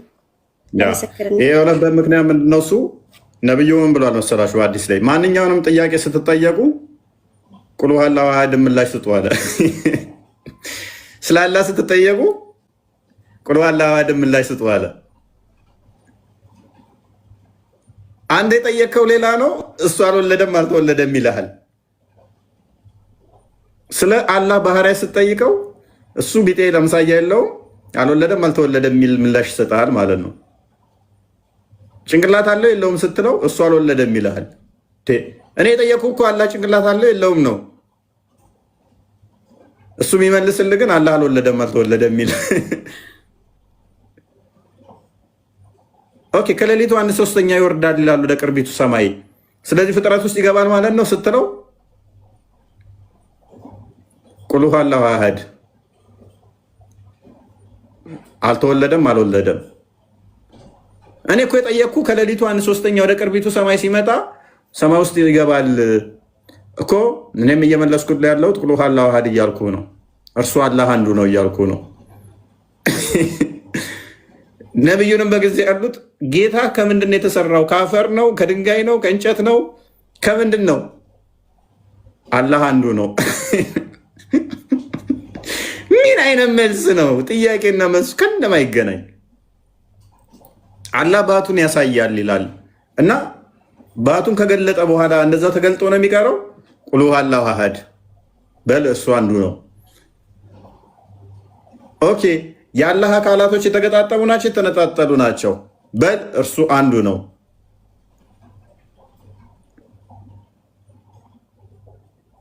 አላህ ከእርሽ በላይ ቁጭ ብሎ ነው ያለው? ተኝቶ ነው ያለው? ቆሞ ነው ያለው? በጭንቅላቱ ነው? በጎኑ ነው ያለው? በል እርሱ አንዱ ነው። ቢጤ አምሳያ የለውም፣ አልወለደም አልተወለደም። በጣም አስቂኝ ማለት ነው። እሺ አሁን ስንጠይቅ ቅድም አይታችኋል። ደጃልና አላህ ደጃልን ታላ የሚለይበት አይኑ ነው። ይመጣና እነዚህ ምን ይሏል? አላህ አልወለደም አልተወለደም።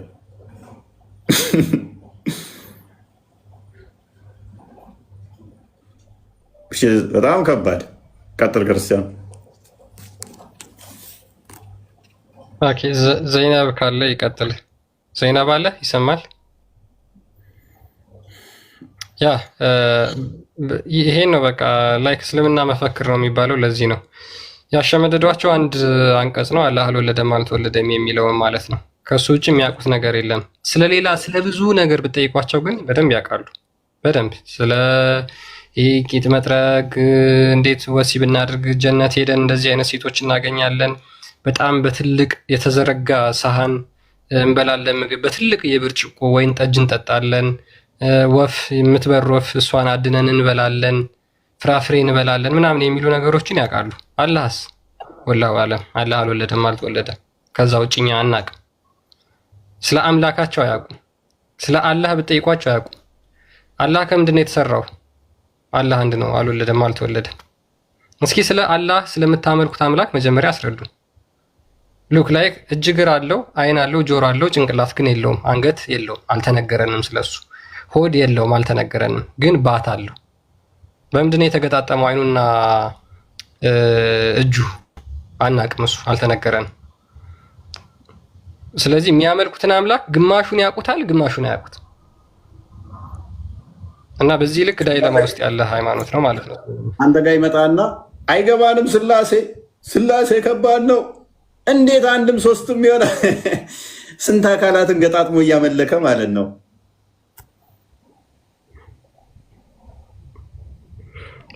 ያ ዘይነብ ቀጥል እስኪ። ባይዘ ይሄ ቶፒክ ስለ አላህ ማለቂያ የሌለው ነው፣ ማለቂያ የሌለው ማለት ነው። ከዛ በጊዜ ውስጥ ምን ያህል ሙስሊሞች አምላካቸው እንደማያውቁት በደንብ ትከታተላላችሁ። ማለቂያ የሌለው። ዘይነብ አለ? ዘይነብ ኤምዩ ኦኬ፣ ተማሪ ይሆናል። ቀጥል፣ ተወሰነ በልበት። ኦኬ እሺ። አላህ እንግዲህ ነቢያቶች በሙሉ ስለ አላህ አስተምረዋል ብሎ ሙሐመድ ተናግሯል፣ ክሌም አድርጓል። ኢቭን ኖህ ስለ አላህ አስተምሯል፣ ስለ ደጃል አስተምሯል ብሎ ተናግሯል። የቱ ጋር ነው ያስተማሩት? ያ አንድ አዲስ ጋብዘን እስኪ አልአዳብ አልሙፈረድ 958 ላይ ያለውን አንድ ገራሚ ሀዲስ አለች ከዚህ ጋር በተያያዘ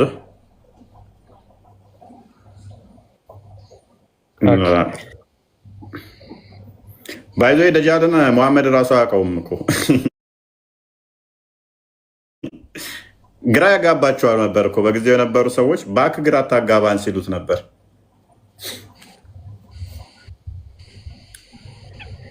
ኦኬ እሺ፣ ይችን ላንብብላችሁ። ፈታ የሚያደርግ ሀዲስ።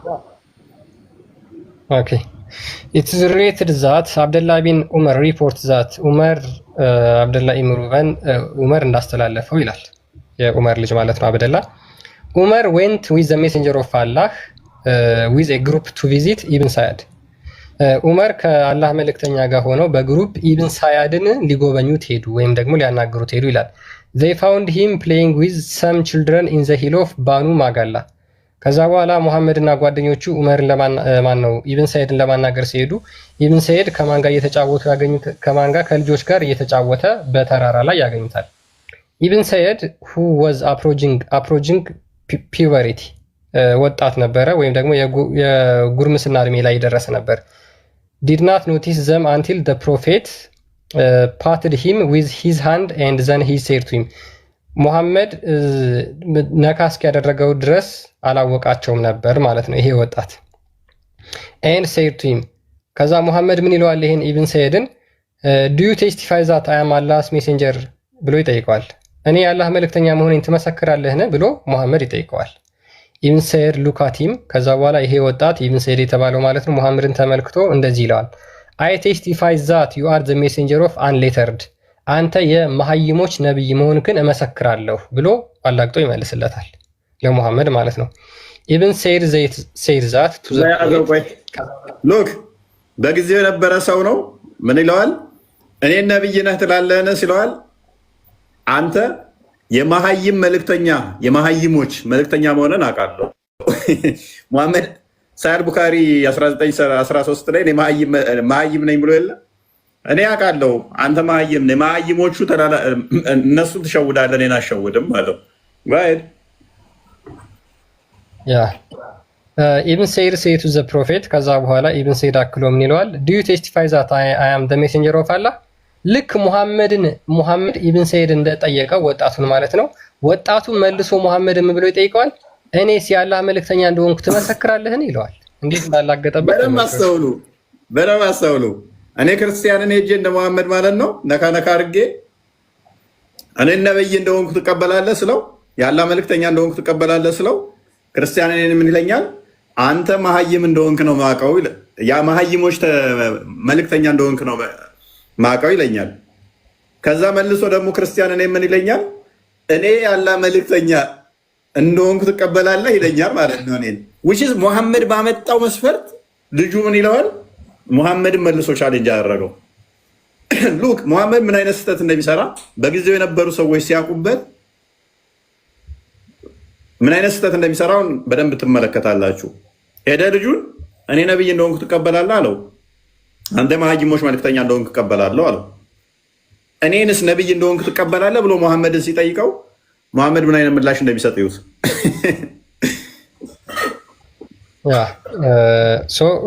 ሂ ሪፊውስድ ኤንድ ሴድ ከዛ በኋላ ሙሐመድ ተቃወመና እንደዚህ አለ ይላል። አይ ሃቭ ቢሊቭድ ኢን አላህ ኤንድ ሂዝ ሜሴንጀር አይ እኔ በአላህና በመልእክተኞቹ አምናለሁ ብሎ ሙሐመድ ይመልስለታል። የጠየቀው ምንድነው? እኔ የአላህ መልእክተኛ ምን ላይ ሰጠው? ሙሐመድን ልጁ ምን አለው? እኔ ነብይ እንደሆንኩ ትቀበላለህ ወይ ሲለው በአላህና በመልእክተኞቹ አምናለሁ። ነብይ ያለመሆኑን ቻሌንጅ አላደረገም እኮ ነብይ አይደለህም፣ ምክንያቱም በዚህ ምክንያት ብሎ አይደለም ቻሌንጅ ያደረገው። ሙሐመድ ድንገት ረንደም ሰው ጋር ሄደና ነብይ እንደሆንኩ ትቀበላለህ ሲለው አንተ የመሀይሞች መልእክተኛ እንደሆንክ አውቃለሁ፣ እሱን አውቃለሁ፣ የመሀይሞች መልእክተኛ ነው። እኔ ግን የአላህ መልእክተኛ እንደሆንኩ ትቀበላለህ ሲለው አይ እኔ በነብዮቹና በአላህ አምናለሁ። ምንድን ነው?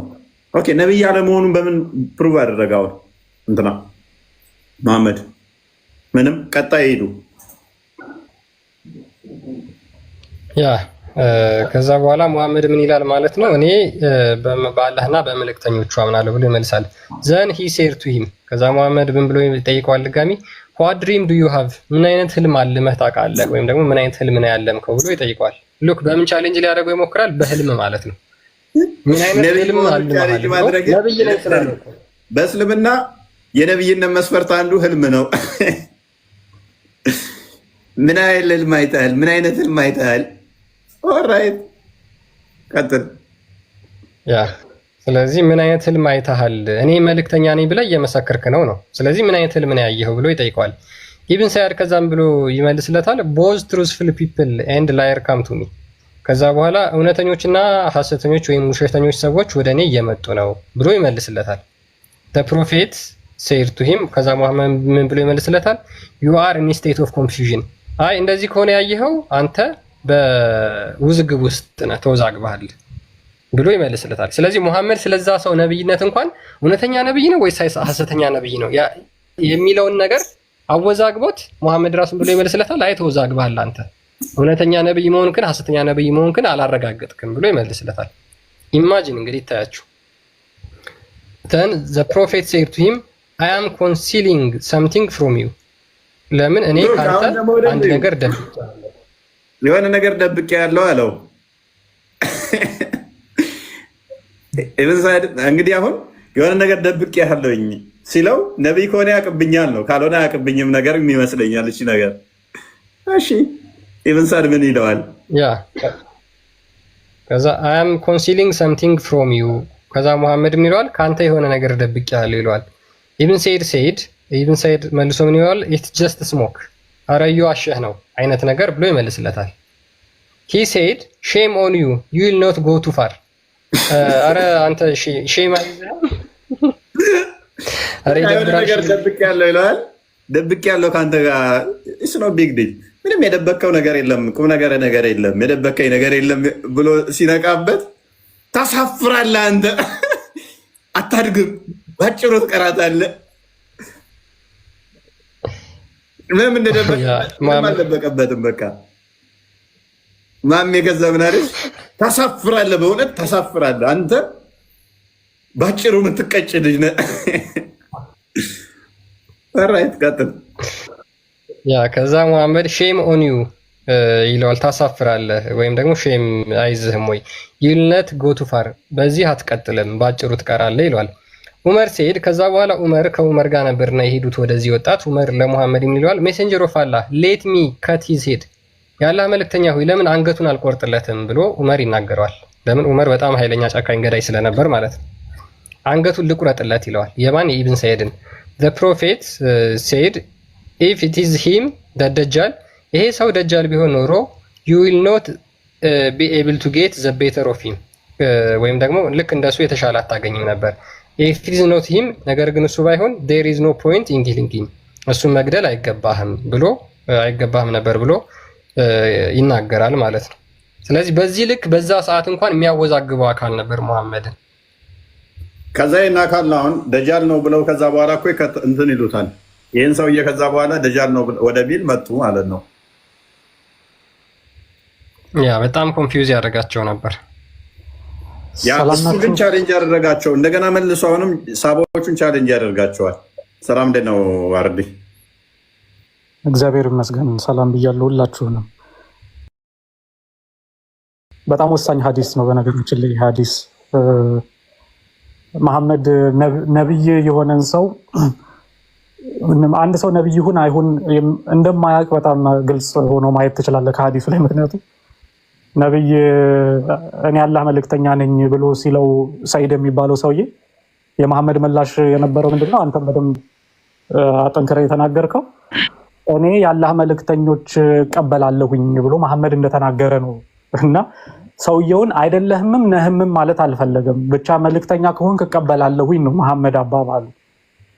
በጣም በእውነት ይሄ ሐዲስ በጣም በተለይ ደግሞ ቡኻሪ ላይ ራሱ ተዘግቧል አይደል? ቡኻሪ 1354 ላይ መሐመድ ይሄንን ሰውዬ አሁን ልክ ይሄንን ሐዲስ እንደተዘገበበት ከዛፍ ጀርባ ስር ቀስ ብሎ ሄዶ ሊያዳምጠው ይሄ ሰውዬ የሚያወራውን ጠቅሰዋል። እፎይ ይሄን ኦሬዲ አሁን ላይ 1354ን ክፈተው ክርስቲያን ከዛፍ ጀርባ ሄደ ቀስ ብሎ ሰውየው የሚያወራውን ሊያዳምጥ ማለት ነው። መሐመድ ሹክክ ብሎ ሲሄድ ሲዮኔ ሴትዮ ኧረ ይሁን ለመሐመድ ብላ አጋለጠችው መሐመድን።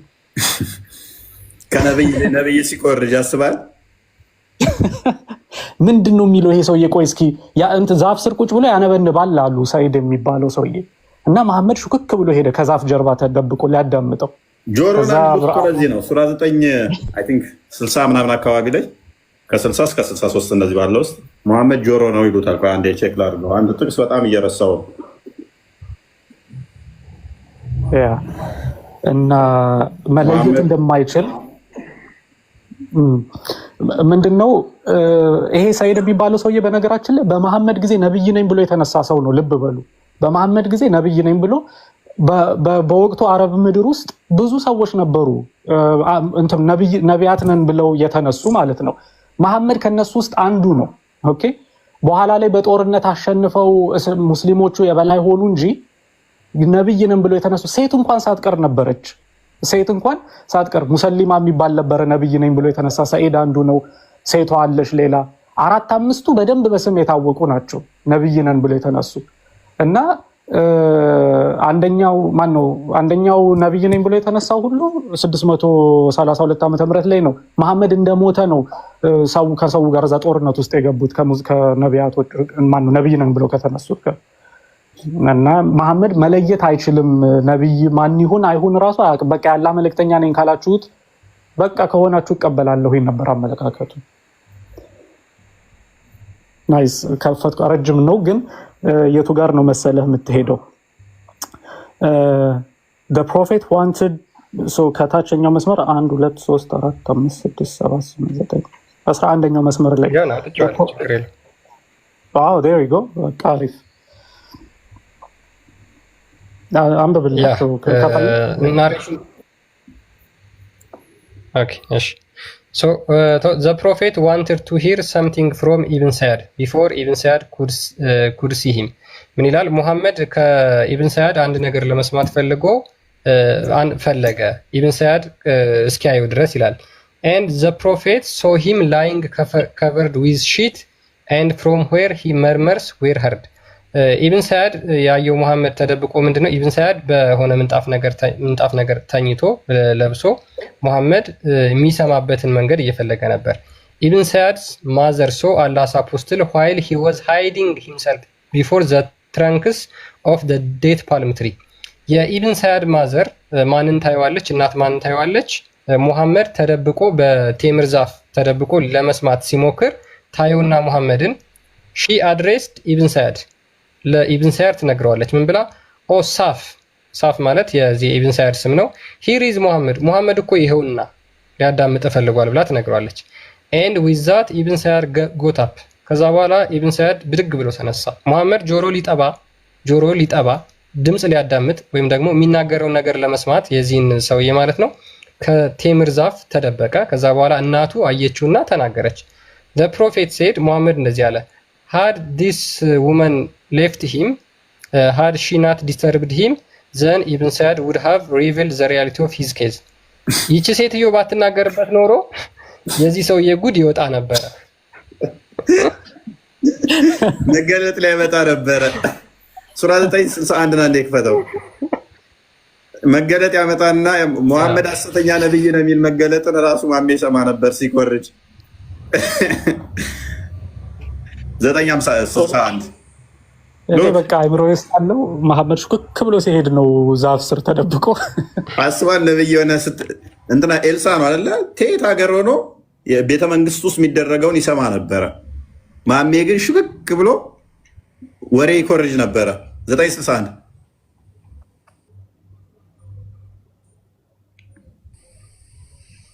ሰዎቹ ምን ይሉት ነው? ኦኬ ተመልሻል። አላህ እሺ ያ በጣም ነው የሚገርመው። በነገራችን ላይ ያቺ ሴትዮ ባትኖር ኖሮ የዚህን ሰውዬ ጉድ አገኝ ነበር ብሎ ነው መሐመድ የተናገረው። ስለዚህ አላህ ሙሐመድ ምንም ከራሱ ከአላህ የሚነግረው ነገር የለም ከዚህ የምንረዳው ማለት ነው። ሱራ 961 ምን ይላል? ከእነርሱም ወይም ከመናፍቃን እነዚያ ነብዩን የሚያሰቃዩ እርሱም ጆሮ ነው ወይም ደግሞ ወሬ ሰሚ ነው የሚሉ አሉ በላቸው። ለእናንተ የበጎ ሰሚ ነው ወሬ ሰሚ ነው ወይንም ጆሮ ብለው ነበር የሚጠሩት። ጆሮ ነበር የማሜ ስም። በጊዜው የነበሩ ሰዎች ጆሮ ብለው ይጠሩታል። ወይ ጆሮ ጠቢ ማለት ነው።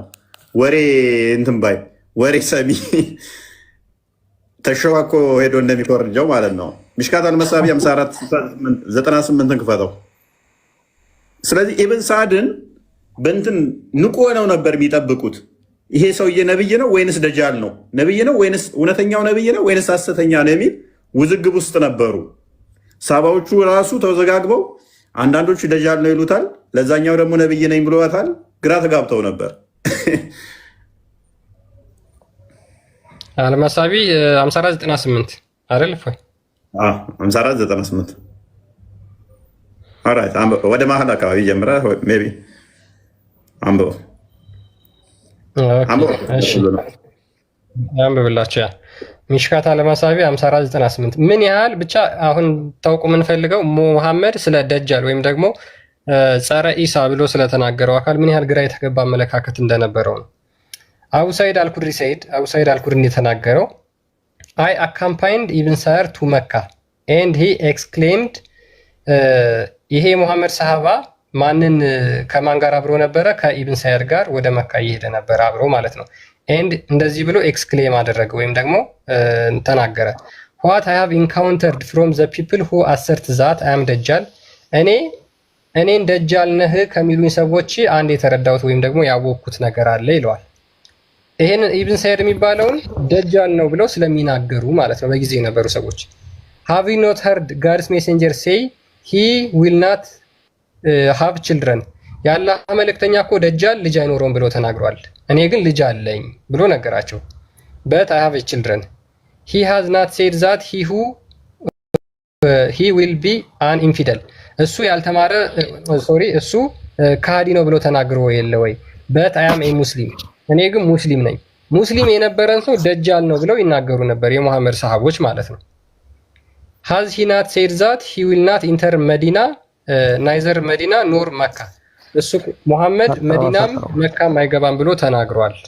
ሉክ ሙሐመድ ምን ብሎ ተናግሯል? ደጃል መካም መዲናም አይገባም፣ እኔ ግን በት አይ ሃቭ ካም ፍሮም መዲና ኤንድ አም ኦን ማይ ዌይ ቱ መካ። እኔ ግን አሁን ያለሁት መዲና ነኝ፣ ወደ መካም እየሄድኩ ነው ብሎ ይናገራቸዋል።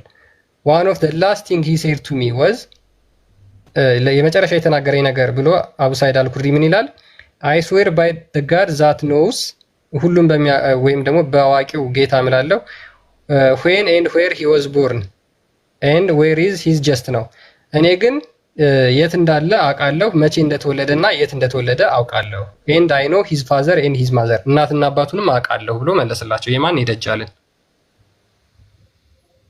በደንብ አስተውሉ። እንግዲህ ሳባዎቹ ሙሐመድ ሰውየው ግራ ተጋብቷል። ነብይ ነው አይሁን አላወቀም። ሙሐመድ ኢብን ሳይድን ማለት ነው። ሳባዎቹ ከዛ ይሄ በቃ ደጃል ነው ብለው አመኑ። ደጃል ነው ብለው ስለሱ ሲያወሩ በሙሐመድ አስተምሮ ደግሞ ቻሌንጅ አደረጋቸው። ደጃል መካ አይመጣም መዲና አይመጣም ብላችሁ ታምነው የለ ወይ? እኔ ታዲያ የው እዚያ አይደለ እንዲ ያለሁት ገብቼ የለ እንደ እኔ ደጃል ከሆንኩ እንዴት ልገባ ቻልኩ? ልጅ የለውም ደጃል ብላችሁ የለ ወይ? እኔ ልጅ አለኝ አይደለ ወይ? አያገባም ብላችሁ የለ እኔ አግብቼ የለ ወይ? የሚመልሱት አጡ። ዘላስቲንግ ቻሌንጅ ያደረጋቸው ምንድን ነው? ጠፋብኝ። መጨረሻ ያለውን አንብቦ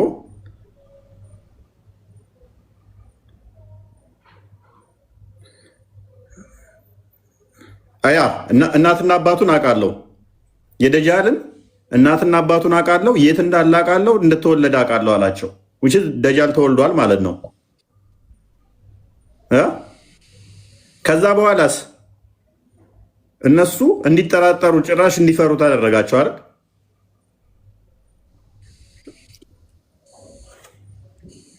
አለኝ ግን ያ አለ ይሰማል እኮ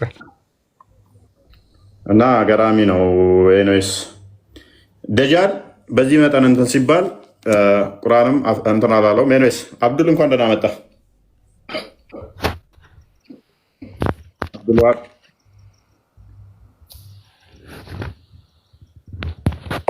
ዘኪያ አብዱልዋሃብ ዘኪያ እንኳን ደህና መጣችሁ።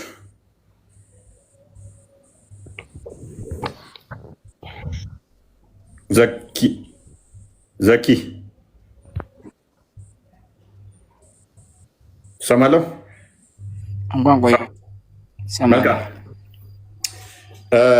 ፍጥረታት የተፈጠሩት ውስጥ እንደ ደጃል አጥፊ የሆነ ፍጥረት አለ ከአዳም ጀምሮ?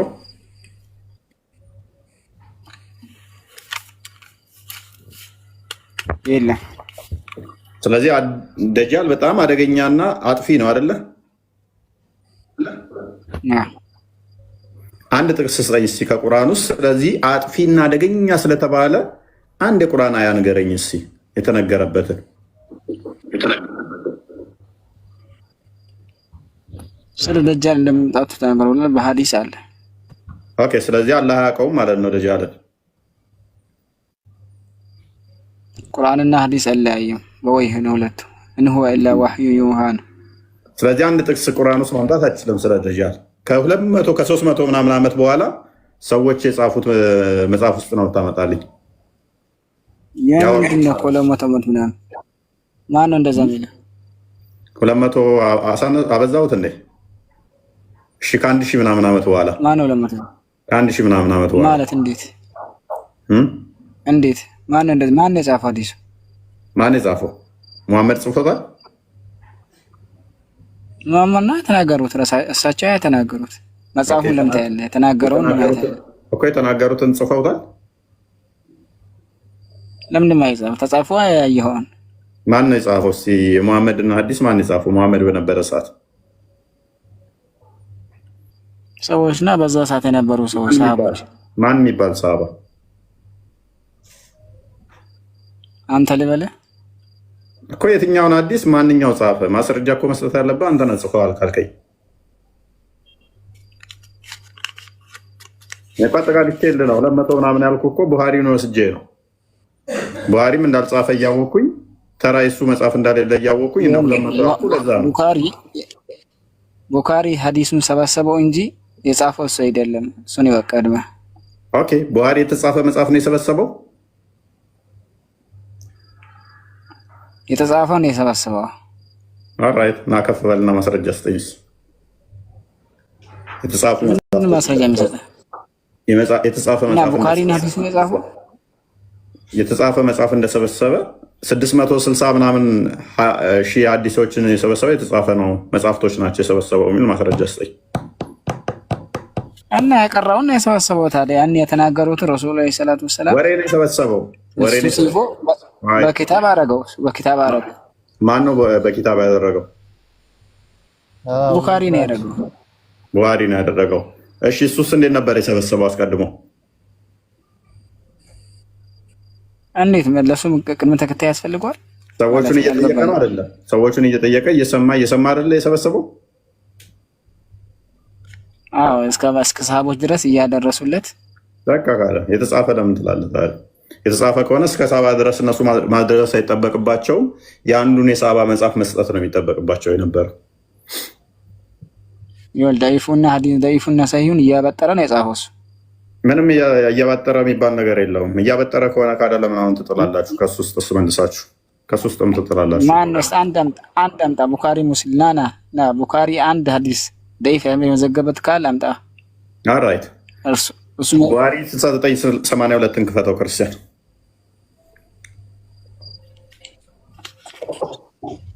አዲስ ተቀበላት። ውሸማቀቁ አሁን አንቀበልም ወደ ማለት የመጡ ስላሉ ማለት ነው።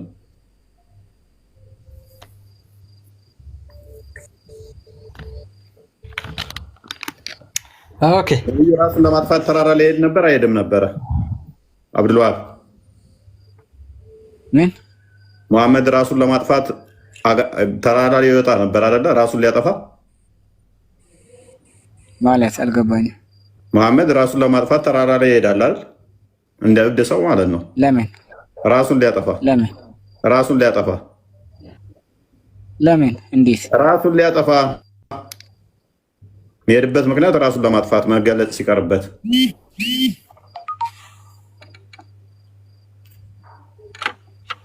እሺ አንብበው ሐዲስ። ለምን አነባለሁ? ቅድሚያ መልስልኝ። እንደዚህ የሚል ሐዲስ ትቀበላለህ አትቀበልም? መሐመድ ራሱን ሊያጠፋ ተራራ ላይ ይሄድ ነበር እንደ እብድ ማለት ነው፣ ወይንም እንደ በሽተኛ። ሐዲሱን አቦ ገለ ንግግር ተወስተ መጀመሪያ ንግግርን ሳምረ ተናገር። ክርስቲያን ቀጥል። ኦኬ እሺ 6982 እየታያችሁ ሆነ ሳሂህ አል-ቡኻሪ ማለት ነው። ረዘም ያለ ስለ መጀመሪያው ስለ ሙሐመድ መገለጥ የሚያወራ ሐዲስ ነው። ከመጀመሪያው መገለጥ በኋላ ማለት ነው ምን ይላል? The prophet becomes so sad as we have heard that he intended several times to throw himself from the top of high mountain. Every time he went up the top of the mountain in order to throw himself down. Several times. ደጋግሞ ተራራ ላይ ራሱን ለመጥፈጥፈጥ ይወጣ ነበረ። ለምን? ነብይ ተናለ ቃሉት በኋላ መገለጥ ሲቀርበት ጊዜ መሐመድ ምን ያደርግ ነበር? ተራራ ላይ ይወጣ ነበር ራሱን ለማጥፋት። ተራራ ላይ ሲወጡ ማን ከለከለው? የአሄራ ዋሻ ውስጥ የተገለጠለት አጋንንት አቆየው ብዙዎችን እንዲያሳስት። አረ ዝም በል እንቀጥልለት። ተረተረ ነው የምታወራው። ቀጥል። ያ ቆይ አንዴ እሺ ከዛ በኋላ ሙሐመድ በጣም በተደጋጋሚ ራሱን ትልቅ ተራራ ላይ ሊያጠፋ በደረሰ ቁጥር ጅብሪል ውድ አፒር ቢፎር ሂም። ከዛ በኋላ ጅብሪል ይገለጥለትና እንደዚህ ይለዋል፣ ኦ ሙሐመድ ዩ አር ኢንዲድ አላህስ ሜሴንጀር ኢን ትሩዝ። አንተ እኮ በእውነት የአላህ መልእክተኛ ነህ። ለምንድን ነው ራስን ልታጠፋ የምትወጣው? ዌራፖን ሂዝ ሀርት ውድ ቢካም ኳይት ኤንድ ሂ ውድ ካልም ዳውን ኤንድ ውድ ሪተርን ሆም። ከዛ በኋላ ልቡ ይረጋጋና ይመለሳል። ኤንድ ዌንኤቨር ዘ ፔሪድ ኦፍ ዘ ካሚንግ ኦፍ ዘ ኢንስፓይሬሽን ዩዝድ ቱ ቢካም ሎንግ። ከዛ በኋላ ጅብሪል ደግሞ መገለጡን በጣም ረጅም ጊዜ ሲያደርገውና ሲቆይ ሂ ውዱ አስ ቢፎር ልክ እንደ ቀድሞ ሙሐመድ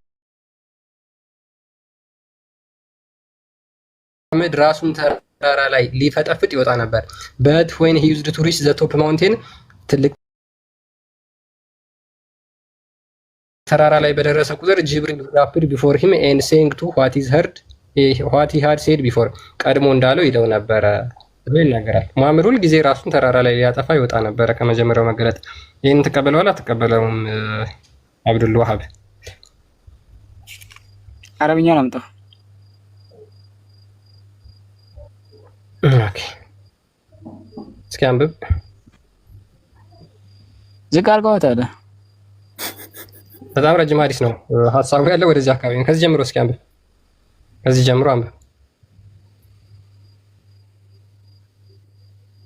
አይታይም። ወፌ ቆመች ይታያል። በደንብ ይታያል። በቃላ ከሚለው ጀምር አንብብ። ቀጥል። ወፌ ቆመች አብዱል አንብበው ነብዩ መገለጥ ሲቀርበት ለምን መሰላችሁ? ነገ መልሱን ነግራችኋለሁ ይላችኋል ጥያቄ ሲጠይቁት። ከዛ መልስ አልመጣ ሲለው ከዛ ምን ያደርጋል? ራሱን ለማጥፋት ተራራ ላይ ይሄዳል። ከዛ አንተ ነብይ ነህ ራስን አታጥፋልኝ ብሎ ደግሞ ይመለሳል። መገለጥ መጣልኝ ብሎ የሆነ መልስ ዞ ይመጣል ማለት ነው። ተደጋግሞ በቃ 23 ዓመት ሙሉ ማለት ነው። የትኛው ነብይ እንደዛ አላደረገም? የትኛው ነብይ? ዝቅ አድርገስ ዝቅ ከፍ ለምን አታደርግ? አንብብ ቅድሚያ እና አታደርግ። መልሰው ክርስቲያን መቻ ነበር ያነበብኩት ተርጉምልን እንጂ የህሊና ጸሎት አይደለም የሚያስከው። ለምን ትሸማቀቃለህ? በዋሪ ነው የሰበሰበው። ድምፅን ከፍ አድርገህ አሰማል። ታነባለህ ወይንስ እንዴት ነው? ድምፅን አሰማ። ድምፅን አሰማ። 1 ድምፅን አሰማ። 2 ድምፅን አሰማ። 3 እኔስ ስለዚህ መሐመድ መገለጥ መጣልኝ ይላቸዋል። ነብይ ነኝ ይላቸዋል። ቻሌንጅ ሲያደርጉት ነገ መልሳለሁ ያለው መልስ ሲያጣ ሲጨነቅ ምንድነው የሚያደርገው? ተራራ ላይ ነበር ራሱን ለማጥፋት የሚሄደው። እንደዚህ አይነት ነብይ የለም። ወደ ተራራ 10 ራሱን ለማጥፋት ይሄድ ነበር። የአጋንንት አሰራር ነው። ይሄ አጋንንት ነው እንደዚህ የሚያደርገው። እኔስ ፓራፍሬዝ አድርገው ቶፒኩን ክርስቲያን ይሄ ቡሃሪ የሰበሰበው ነው።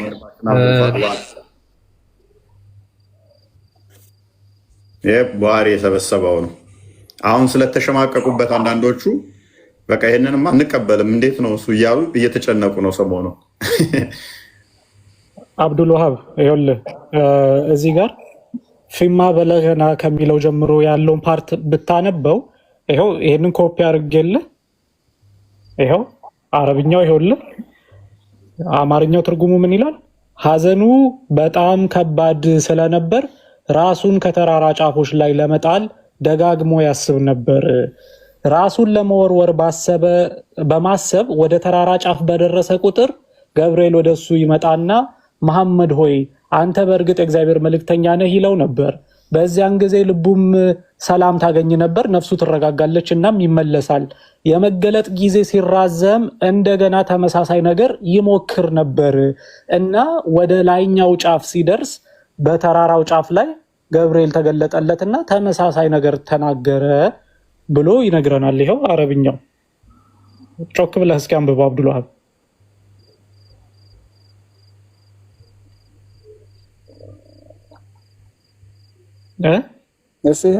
ማን የዘገበው? ቆይ ማን የዘገበው አለ? ቡሃሪ ላይ እና ሙስሊም ላይ አንድ ዳይፋ ይመጣም ብለሃል እኮ ፔሬድ። ቡሃሪ እና ሙስሊም ላይ የታለ ማንም ይመዘግብ። ይሄ ቡሃሪ ከሰበሰበው ይሄው ቡሃሪ ሙስሊም ላይ ነው ብለኛል። ነብዩ ደግሞ ምን ብሏል? በኔ ላይ ዋሸ። ይሄ ምንድነው? ቆይ በኔ ላይ ዋሸ ነብዩ ደግሞ ምን ብሏል? ገሃነም ይገባል። ስለዚህ ቡሃሪ ገሃነም ከሚገቡት አንዱ የታለ ቡሃሪ የሚለው የታለ ቡሃሪ የሚለው ይሄው ሳሂህ ቡኻሪ ቡሃሪ የሚለው አይታየም እንደገና ይሄው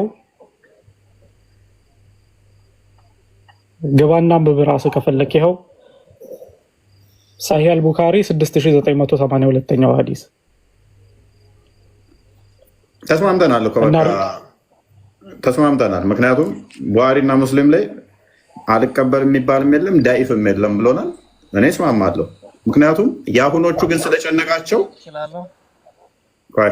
ስለጨነቃቸው ነቢያችን እብድ ነው ብለን እንደምንቀበል ቡሃሪን ውሸታም ነው ብንል ይሻላል ብለዋል። ቡሃሪ ደግሞ ውሸታም ከሆነ ነብዩ ደግሞ ምን ብሏል?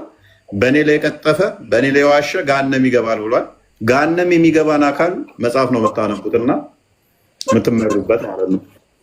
ቁጥሩ ስንት ነው? ቆይ ቁጥሩን ንገረኝ። 982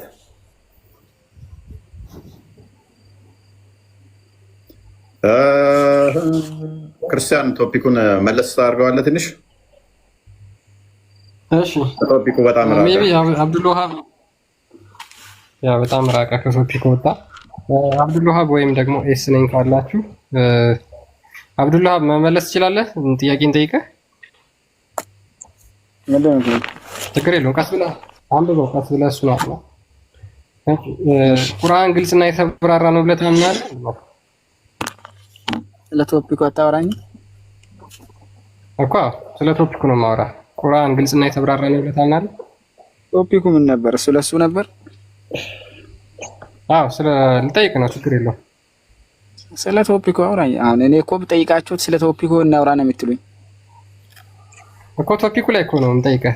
ቁርአን ግልጽና የተብራራ ነው? አዎ የተብራራ ነው። ኦኬ እሺ፣ ቁርአን ግልጽና የተብራራ ነው። ስለ ደጃል ቁርአን ላይ አንድ አንቀጽ ወይም ደግሞ አላህ ያወረደው የተናገረው አለ?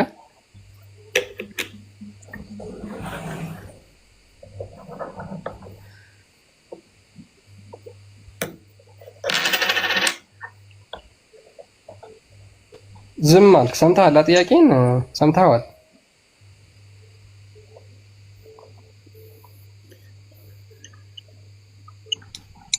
አይ አብዱልዋሃብ ሰምተሃል ጥያቄን በደንብ ግን በቃ ምክንያቱም ለምን እንደሆነ ታውቃለህ? ቁርአን ላይ ምን ብሎ ይናገራል መሰረት? የጉንዳን ምዕራፍ 75ኛው አንቀጽ ላይ ማለት ነው፣ በሰማይና በምድር ውስጥ ምንም የተደበቀ ነገር የለም ገላጭ በሆነው መጽሐፍ ውስጥ ያለ ቢሆን እንጂ ብሎ ይናገራል። ስለዚህ ግልጽና የተብራራ ነው የሚለውም አንተ ስላመንክበት ቁርአኑም ስለሚናገር ማለት ነው። ስለ ደጃል የተናገረው የትኛው የቁርአን ምዕራፍ ላይ ነው? እንግዲህ ደጃል ማለት ቀለል ያለ ነገር እንዳይመስላችሁ። ደጃል ማለት በጣም ከአዳም ፍጥረት ጀምሮ ከአዳም ፍጥረት ጀምሮ ዘሆል አደገኛ የሚባለው እስከ መጨረሻ ድረስ እሱም ያህል የለም ተብሎ የሚታመን ነው። ይሄ አደገኛ ሐሳዊ መሲህ ተብሎ የሚታመነው አንድ ጥቅስ አንድ እንኳን እንዴት ሴቶቹ ወሲብ ማድረግ እንዳለባቸው፣ እንዴት ውዱ ማድረግ እንዳለባቸው፣ ውሃ እንኳን ካጡ ባፈር እንዴት ውዱ ማድረግ እንዳለባቸው። ለምሳሌ መሐመድ ከሞተ 1400 ዓመት ሞልቶታል። 1400 ዓመት መሐመድ ከሞተ 1400 ዓመት ሞልቶታል። ካልተጠራችሁ በስተቀር የመሐመድ ቤት ውስጥ እንዳገቡ የሚል ክፍል አለ። ሱራ 33ኛው ሱራ ላይ የመሐመድ ሚስት እንዳታገቡ የሚል አለ። የመሐመድ ሚስት እንዳታገቡ መሐመድ ቤት እንዳገቡ የሚል አሁን ይቀራሉ። ለእኛ ምን ይሰራልናል? ይሄ መሐመድ ከሞተ 1400 ዓመት ሞላው ብለው መጠየቅ አይፈልጉም ሙስሊሞቹ። ከ50 ጀምራችሁ እስከ 53 ያለውን ሱራ አልአሕዛብ ላይ ብታነቡት የመሐመድ ቤት ውስጥ እንዳገቡ ካልተጠራችሁ በስተቀር ይላል። መሐመድ እኮ ኦልሬዲ ከሞተ ስንት ዓመቱ? ቤትም የለሙም አሁን። ይህን ግን ይሸመድዳሉ። ለእነሱ የሚጠቅማቸው ግን ምን ነበር?